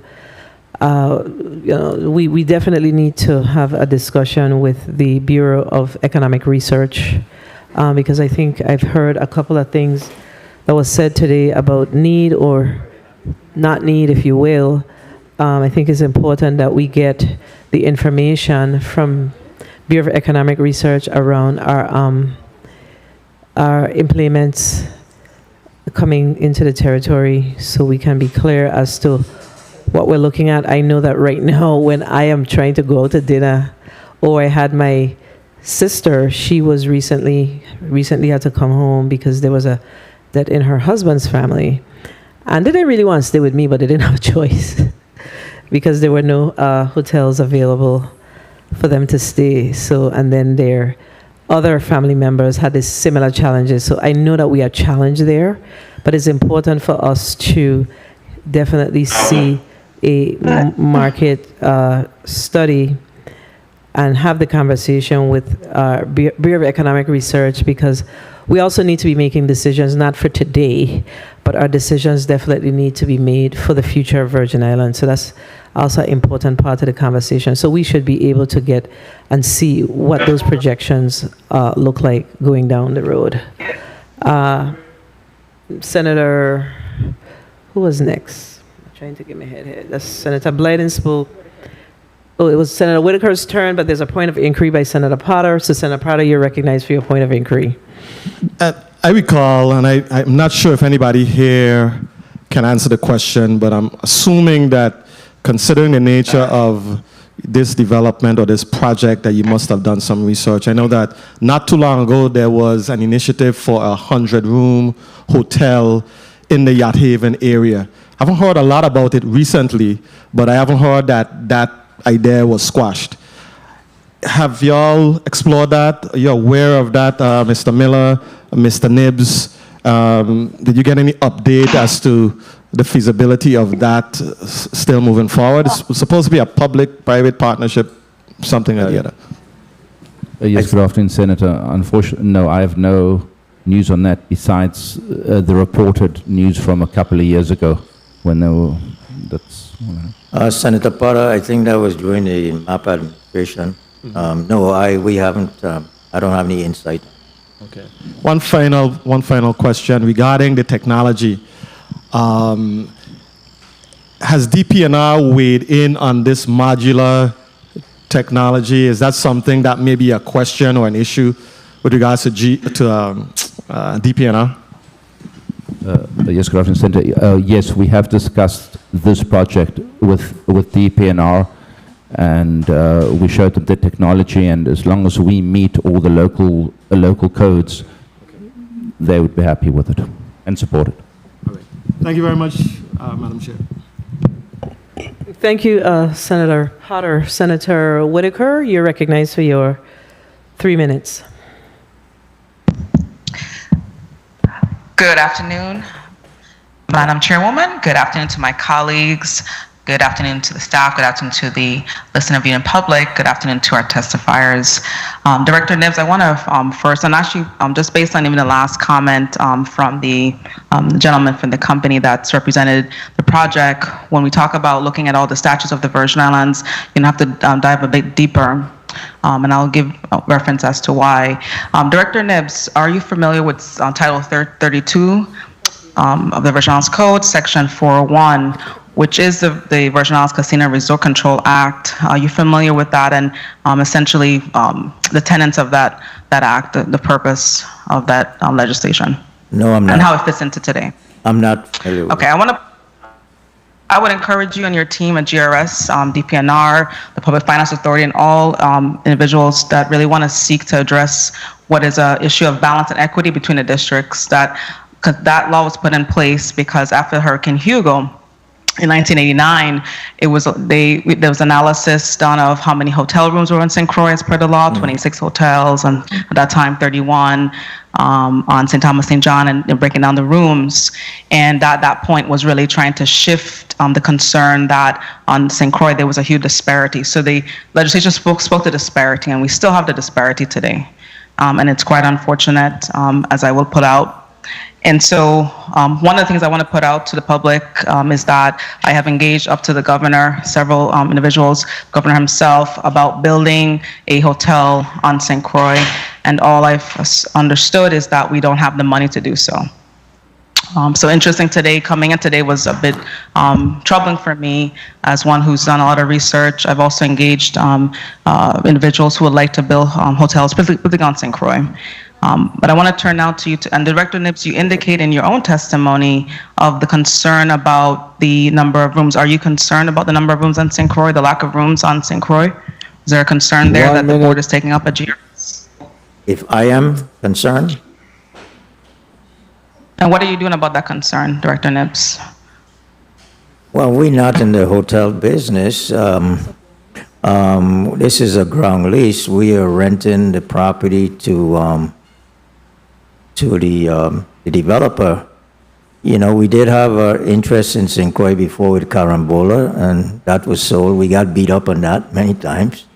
But we're not the focus right now. You know, we were going towards insolvency. And we want to thank the legislature, entire legislature, for coming up and passing the bill to rescue the GRS. So our thoughts were not in that about building any hotels or anything like that. So no, we don't have any thoughts. I don't think the board does. Well, what our statutes, well, some of us don't know it, and you say you don't. And I'll close out, Madam Chair. You'll let me? So I will close out in saying that our law speaks to equity, and if this, I expected us as a body in this 34 to address equity. There's several statutes on equity and balance, and the Virgin Islands needs to be balanced.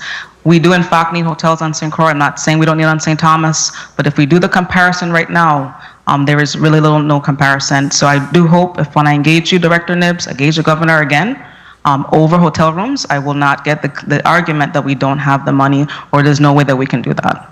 Well, Thank you, Senator, we have 170 acres vacant property in St. Croix. If a developer comes to us, maybe we might be able to do something. The same process we're going through here. There's 170 acres that GRS owns on St. Croix, and it's vacant. But we are not going to spend GRS monies to build a hotel. We can rent the property to a developer.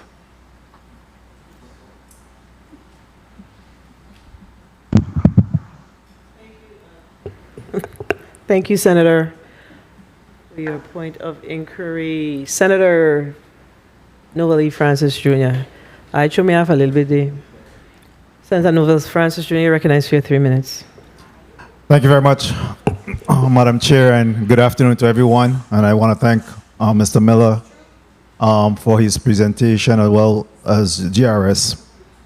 You know, for me, having sit in this legislature for 4 terms, it becomes a little bit frustrating at times when we having these circular discussions.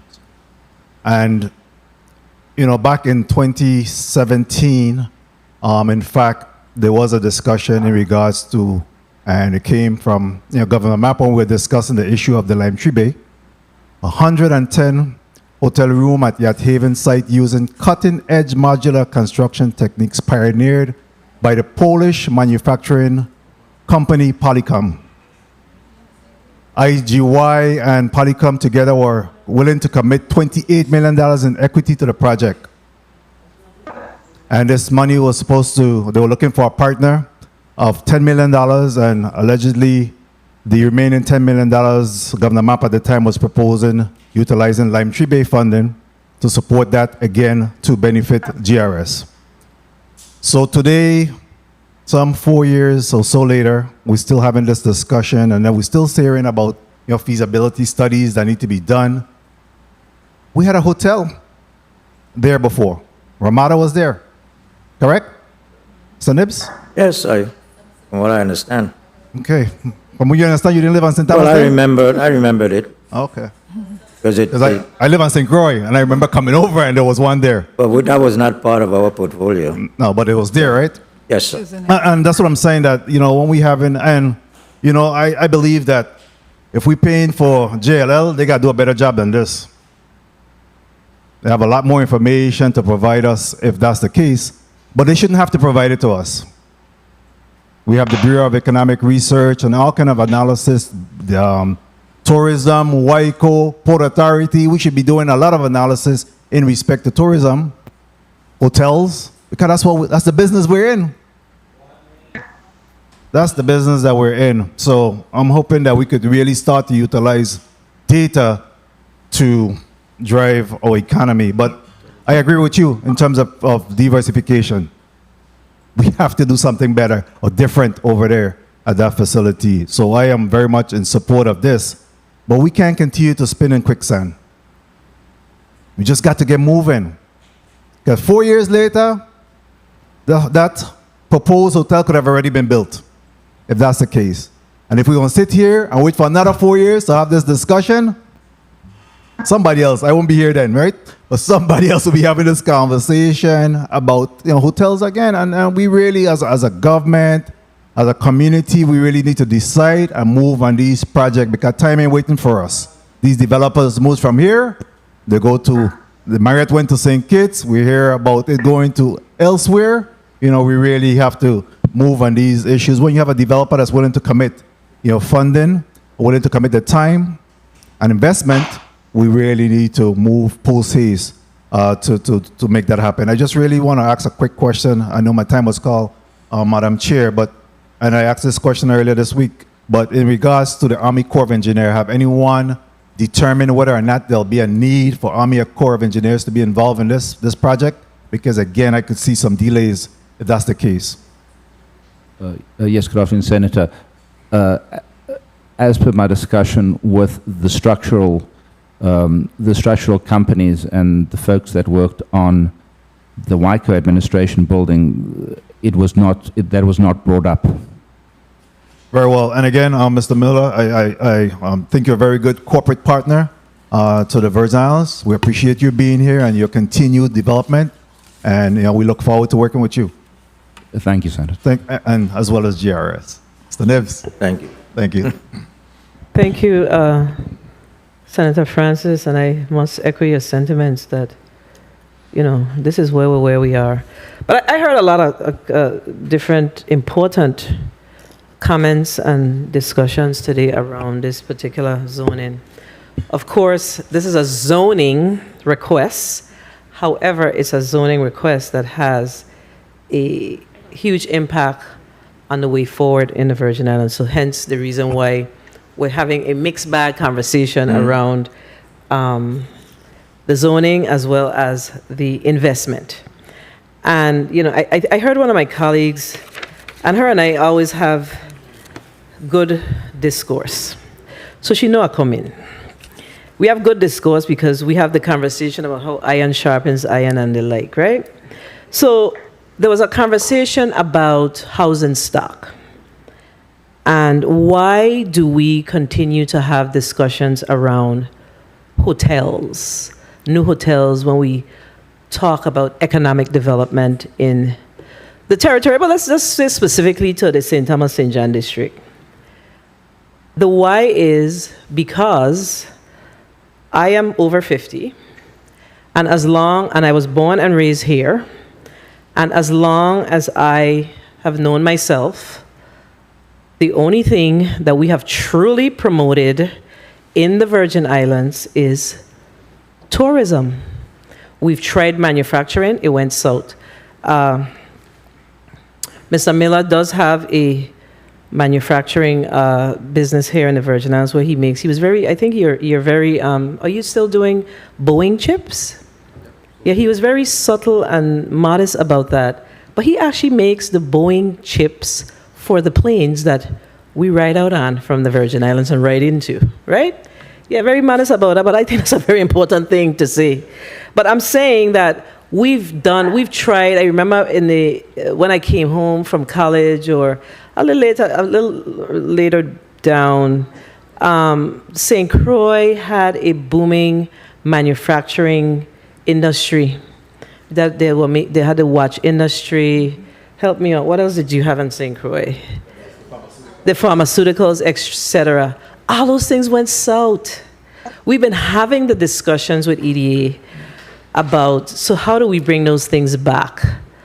But if we are going to move the territory forward as elected leaders, I think it's important for us to be reminded of what we've promoted over the past 57 plus years. That's what we promoted. Tourism in the St. Thomas St. John district. That's why folks are turning their homes into Airbnb. That's why we're doing that. So, we have to decide what we want to be in the Virgin Islands. Whether we go stay focused on the tourism industry, or whether or not we're going to carve out a market that we are interested in, that we can truly, in fact, grow our economic base. Of course, we've moved to the EDC companies where there's a lot of back-end work that's being done, back office, if you call it, work that's being financial, back-end work, et cetera, that's being done in the Virgin Islands. But then we hear on the other end, and I may get in trouble for this, but I like to keep it real.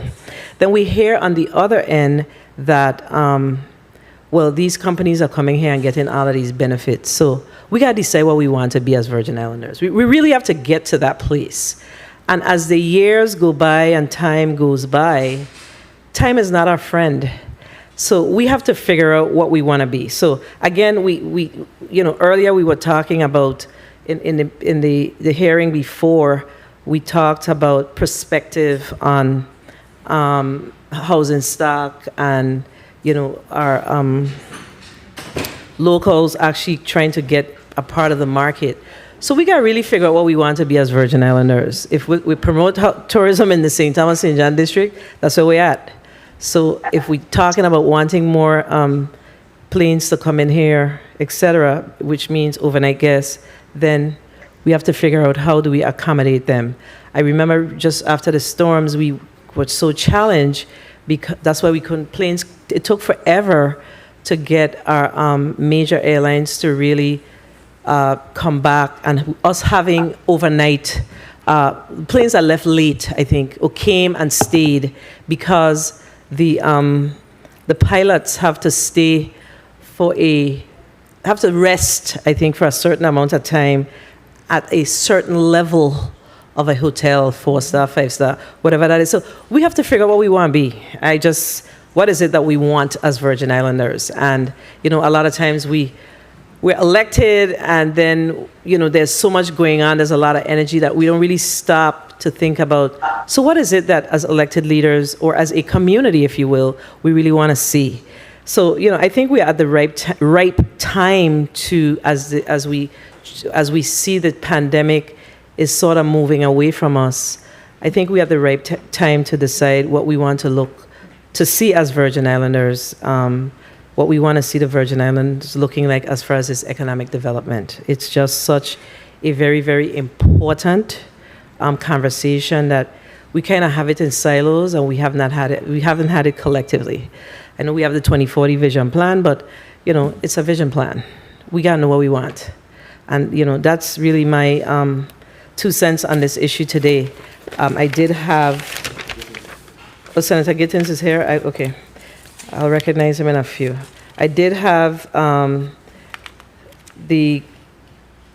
question around the wind speed. I think that's important, and the specifications of the pods. Thank you, Reverend Senator. The wind speed and all the hurricane rated requirements, will meet or exceed those in this construction. To exceed those. And I think, if my memory serves me correctly, and you probably won't know this, but I remember when the conversation came up around the Yacht Haven Grand site, hotel site, there were concerns around the pod technology not being sufficient at that time. So is this improved pod technology? The structural architects I have spoken to have said this could exceed the concrete construction. How safe these are, these modules. Okay. I think Senator Gittins is here. Please mark Senator Gittins as present. Senator Gittins, you're recognized for your 3 minutes. Thank you, Madam Chair, and good afternoon to all. Good afternoon, Mr. Nibbs, to you and your team, and good afternoon to DPNR officials. Thank you for your reports. I was able to hear them outside of the chambers. I always put on record that it's no secret that I strongly believe that this process has no business here in the legislature. So hopefully soon we'll see drafted legislation that we can discuss to have this process removed from this institution. However, speaking to the proposal you're here for today, Mr. Nibbs, seems doable, in my opinion, as long as the right set of people or entity is responsible to run this hotel that we speak of. What I want you to do, excuse me a second. What I'd like you to do, though, is to help me support the measure wholeheartedly by bargaining with you. On or about the 23rd or 24th of February, I did send you a letter regarding a follow-up on your commitment to restore the loan service to government active employees and retired members of the government employees retirement system, following the infusion of funds into the system via the special purpose vehicle legislation signed into law sometime in January. Did you receive that correspondence from me, Mr. Nibbs? Yes, Senator. So, okay, and I haven't seen a response. So I'm asking you again to help me, help you. You support the people, I support you in return. And I'm asking just for your response to hold to your commitment once the infusion is done. And I'm doing this publicly since I didn't get a response. I did, the letter is dated February 23rd, and I'm told by staff that it was sent out on the 24th. So I'm just asking you publicly for you to hold to your commitment. And once this proposal comes before us, at the time, I will act accordingly. Any response? Yes, sir. We did receive your correspondence on the same day. I didn't know your correspondence was coming. I was going to present to the board the management's recommendation on the same thing that you were talking about. We didn't have that opportunity at the last board meeting. Since that time, we have regrouped internally and discussed the reinstatement of the loan program. However, it's not going to be automatic because there are some changes that have to be made to the system. And we had a meeting with the software provider. I'm presently, and I'm going to recommend to the board that it be restored in 2024. And the reason that is because we have to build up our cash flow. It's going to be restored based on your legislation. Obviously, there are certain limits that we're looking at. We may have to make some changes to the software, but my recommendation is to restore the personal loans probably in 2024 and probably mortgages probably in 2025 or 2026. That is my recommendation to the board. And thank you so much. And just note that I did, following the infusion of funds into the system via the special purpose vehicle legislation. So thank you for that, and thank you, Madam Chair. Thank you, Senator Gittins. Senator Joseph, you're recognized for your point of inquiry. Thank you so much, Madam Chair. This question is going to be directed to Mr. Miller regarding the modular structures. I know a lot of discussion have been held regarding its ability to withstand the windstorm. What about seismic for earthquakes? Has it also been tested? Because we in the Virgin Islands also have natural disasters that also include earthquake. Thank God we haven't had any in my lifetime. And I'm hoping never in my lifetime that we will encounter any of that. But tell us about that structure, if it's going to be able to withstand a seismic for earthquake. Yes, good afternoon, Senator. The structure has to survive the seas from Poland to the Waiko dock. So it's going to be under extreme stress during that time. And I've been assured that we would not have a problem with seismic issues. Good. Thank you. Thank you. Thank you, Senator Joseph. You good with that? Okay, thank you. Senator Novell Francis Jr., you're recognized for your point of information.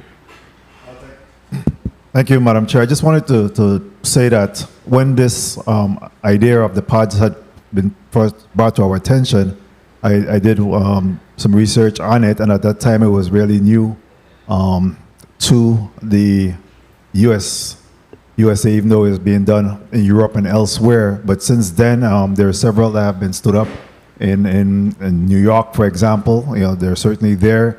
Marriott International, Hilton, Courtyard by Marriott, the Holiday Inn Express, Canopy by Marriott. There's a lot of student housing, hospitality, residential. There's a lot that have been stood up as a result of the improved product.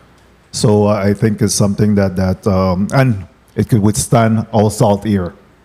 We see a lot of projects that goes up around here that use steel beam and metal. And again, that deteriorates real fast. And this, again, could withstand our salt air from corrosion. Thank you very much, Madam Chair, for the time. Thank you, Senator Francis. Do we have any other burning questions? Senator Potter, you're recognized for. So we're going to do I'm going to keep it to a burning question. Burning question. Senator Potter, you're recognized for your burning question. It may just be a thought, but what came to mind regarding that structure being there right on the cruise ship dock is the possibilities of home porting. I know we've had discussions historically about home porting here in the territory, and I don't know if having that hotel there on the dock may open the discussions with the cruise lines and tourism about the feasibility of home porting here in the Virgin Islands. So I don't know if any of the testifiers have any comments on that. I know we don't have Waiko here. Yeah. We didn't consider that. That's a good idea that you brought. I don't know what setback it is from the dock as far as the hotel. But if we do home port, obviously it's going to be a addition positive for the hotel.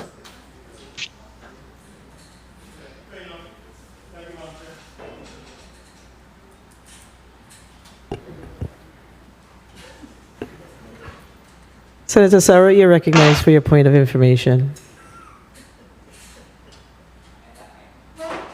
Yep. Are you sure? No, I think it's important for us to have this conversation. Yeah, let's have it. Because we have perspective, and it's important we know that, like I said earlier, we are here to discuss a zoning. But this is just not a zoning. This zoning has an economic impact on the Virgin Islands. It has a impact on our environment. We could go on and on around this, right? So I think it's so important for us to have the discussion. She said she doesn't have a point of information or inquiry. Anybody else? Oh, you ready? You may proceed, Senator. Okay. Finances. What is the projected revenue for the system? In regards to the hotel? Mm-hmm. Like I said, that is being discussed as we speak and negotiated. It'll be a flat plus a percentage of their annual revenue. Okay, let's go back. That's not good enough for me. Because if you're paying experts and everybody else, we should have some numbers to work with. We know what the numbers are, but the board has not decided on those numbers. If Mr. Miller wants to discuss it, we signed confidential agreements. Because we're also members of the system in here as well. I understand, but we signed confidential non-disclosure agreements, and I have not. So we can't. So you're unable to even discuss what the It's a range. It's gonna start out low, and every year it goes up. Then CPI would kick in, But I cannot, because of the confidentiality and the disclosure agreements that we signed, I can't discuss specific. And that's a if concern. Mr. Miller wants to, fine. But that's a concern for me, even casting a vote, because we don't have all the information, confidentiality agreements for members of the system as well in here, and we're asked to vote on a zoning where we don't even have give us a document that's private. Then give us sit us in a private room and tell us the numbers or something. But we have, I have an issue with GRS and its numbers. Overall, so our numbers, historical numbers. I don't give out. That's fine, Mr. Nibs. Hold on. I'm asking if we could, Madam Chair, if we could even have a private meeting to go over the numbers of what would the return of investment be to the system. That helps, but to tell us that you can't give us nothing today doesn't help me in my decision making. Thank you, Senator. I think it's a fair request. Madam Chair. Yes, Mr. I Nick. think in our meeting that we had some days ago, there are two other ground leases that we have at Havenside Mall, Wendy's and Port of Sale. I indicated a range. We collect at least $46,000 a month from Port of Sale, so we getting over $500,000 a year. In Wendy's, we collecting about 20-something thousand a month, some are 20-some, 30,000 a month.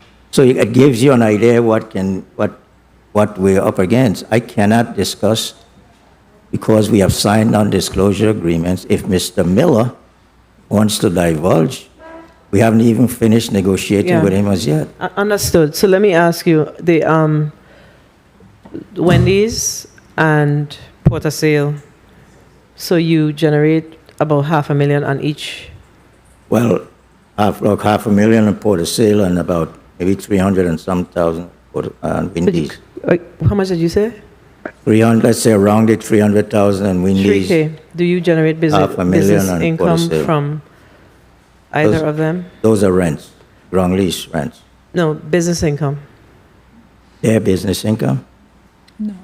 Do you share business income? No. So this is different. That's the thing. We Correct. need to be clear, right? So these are just straight ground leases. This relationship looks a little different because I think I asked the question. It's the ground lease in addition to potential business income. Participation in the... Correct. annual- Right? Yes, A percentage of the business income. correct. So,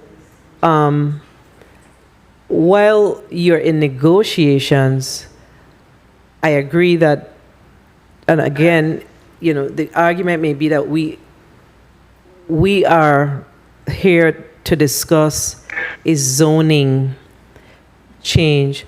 However, this is a government property that we're talking about. So it's important for us to have high level, give me some elevator level information. And I agree that perhaps the discussion has to happen in another medium, but it's important for us we don't need to know what the specifics are around your agreement, but you, Mr. Nibs and your team, if I'm gonna go into a venture, I have to know what I want out of it, right? So you have to have some idea as to why was this a attractive opportunity for the GRS. I think that's the conversation that we're trying to have. Why is it attractive to the system? So while we don't have to get into that details today, I believe that we may have to come back to have a follow-up conversation around this, and I will huddle with my colleagues to find out where their head is, because we want to make sure that this venture is a successful venture. So that type of information is important. I understand the non-disclosure agreement, and that's very important. That's critical to your negotiations, but you have to know what you wanted out of it in the beginning, what made it feasible for the system to even begin to entertain the conversation, right? Yes. Also, Senator, there is going to be spill-offs. Spill-offs are going to be to the tenants. And the tenants have to pay our rate that we're asking for. So if they get more income, they will be able to pay us our rents. So, I would like to divulge, but I have a non-disclosure agreement, like you said. I don't know about that, between Sean Miller and the I'm going to let your system. attorney respond to what I just said, because I understand the non-disclosure agreement, but I also understand that something had to spark the interest of the system. And I'm saying we can have this discussion at another time, but it is an important discussion because we're asking the leadership, the legislature, to vote on this. Okay, well, we're not voting on the business, we're voting on the zoning. So it may seem different, but truth be told, it's all one and the same. Okay? So are we on the same page on this? Yes, Senator. It's just that we're still in negotiations, and so we can't tip our hand with the person we're negotiating with sitting here. But, we do have something in mind, and we will be going to the board And so I would be hesitant, and I'm sure Mr. Nibbs is, until the board gives us the final amount to have any disclosure. So what we're asking for is not to have the discussion in here. We're asking to have it at a later time. You know, We want to make Senator, sure we're clear on that. if I may, Yes. Senator, Yes. we're trying to restore revenues. 10 years ago, Havenside Mall used to gross $9 million a year. Before the hurricanes, it was down to 5. That means that the rent per square foot went down. Okay? Right now, we're projecting maybe this year to collect 3.9. Our goal is to bring it back up to that 9 million. Good. I'm happy that we were able to pull that out of you, because in your presentation, you should have said to us that having a hotel in that area will also generate income, generate business, etc. in that area, and the stores in that area will be able to see new business coming in because of how many people? 125 rooms, 191 beds. We're talking about at any given time 350 people. Right. That's Is why it? you said a game changer. Our goal is to keep those tenants, those hotelers, the hotel guests in the mall. Right. You know, Senator, GRS bought the mall in 1993 for 33 million. That mall has grossed 3.5 times in 20-something. We used to collect in the malls as the best investment GRS ever had. And we want to bring it back up at least to gross those same $9 million and have a net of maybe 4. That's how it used to be, 4 or 5. And those monies, those net goes into the system to pay Right. benefits. Okay, so that's what we wanted to hear. I think Senator Sarro, Mr. Miller, you wanted to say something, and then we're going to go to Senator Sarro. Yes, good afternoon, Senator. I wanted to mention that I will share with you afterwards. There is a video from the Hilton Corporation showing the effect of a hotel in an area that has not got much activity. And the economic effect is huge, not only to the local tenants, but to the local community too. From the employment to the effects they have, we intend to have events right next door in the green space. Will be a place where people can meet. At nighttime, you can come and enjoy that area. There will be activity. There will be most of the restaurants will all be open. There could be new restaurants. There's no reason that the mall should close at 8 o'clock at night. Agreed. Thank you, Senator Sarro. You're recognized for your point of inquiry, and then Senator Potter.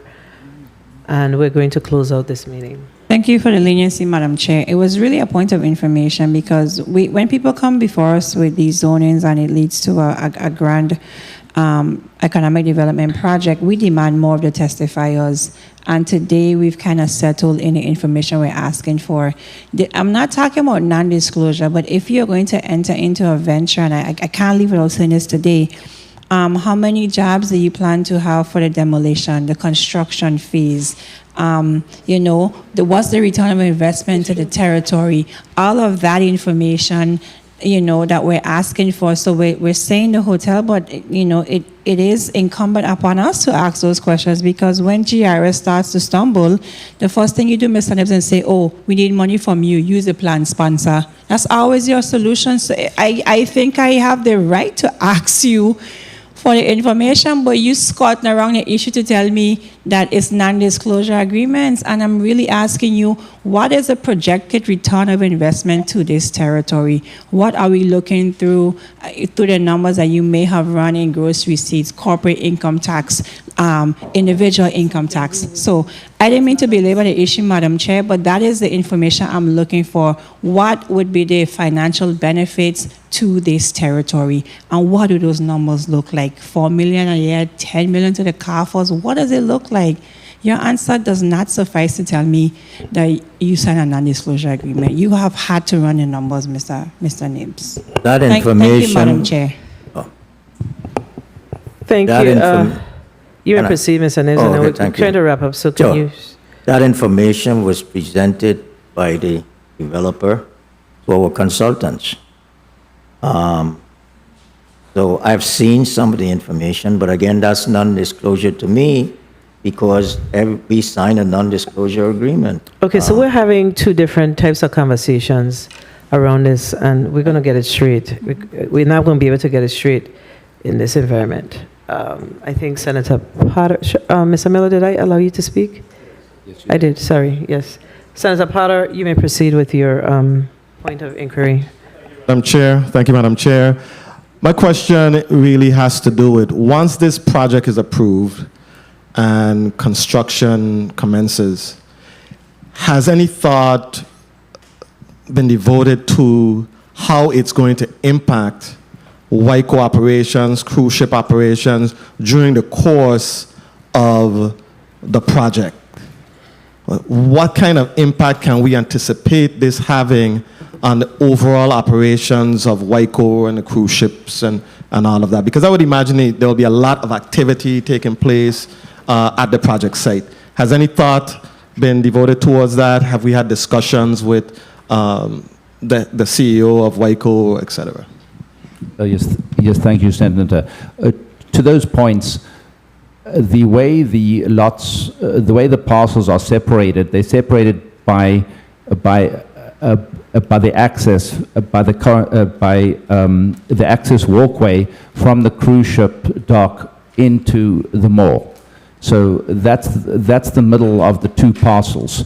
So when we do this development, we will make sure that that stays open at all times and fully protected for safety's sake. So we will cordon off the two parcels while we do this development, but at no time do we want to disrupt the tourist traffic. Thank you, Mr. Miller. Thank you, Madam Chair. Thank you, Senator Potter, for that very, very important question. Colleagues, we have exhausted our Senator Sorry. Gittins. You're recognized for your, what are you? Just a quick request from Mr. You may proceed. Quick request from Mr. Nibs, just to kindly, I heard your response this afternoon, but if you could kindly respond to my correspondence in writing, I'll appreciate it. Thank you. Thank you, Senator Gittins. Colleagues, I think we've exhausted. Mr. Nibs, did you get that from the senator? Okay, good. I think we've exhausted our conversation around this for today. If we have no other business, I want to thank the central staff. Oh, actually, I need to allow you to make a closing statement, right? And Leah, this is the first time in a long time that DPNR has been taken off the hook in this type of conversations. We're going to allow you to close out, Ms. Laplace Matthew. We're going to allow you to close out. And then we're going to 30 seconds, and we'll ask GRS to do likewise. Good afternoon, Senator. Just saying thank you for allowing the department to present its recommendation. Thank you. Thank you, Mrs. Laplace Matthew. Mr. Nibs, we will ask you for a 30-second close as well. Madam Chair and Senators, we want to thank you for having us. We would like to have divulged a lot of information, but we came here prepared to discuss a ground lease. Obviously, there's impact based on the hotel. We feel, GRS feels that it's a very good project for the GRS. We will, have additional income coming in. It'll provide guests at least 125 if the hotel is 100% occupied every day for the tenants, the restaurants and the other retail businesses. So that's additional income into the coffers of the GRS. It benefits. So we want to thank you, Senator Fred Gregory, for being the sponsor on this bill. And we look forward to a favorable recommendation and approval of the our rezoning proposal. Thank you. Thank you. Mr. Miller, I'm going to allow you 30 seconds as well. Yes, thank you, Madam Senator.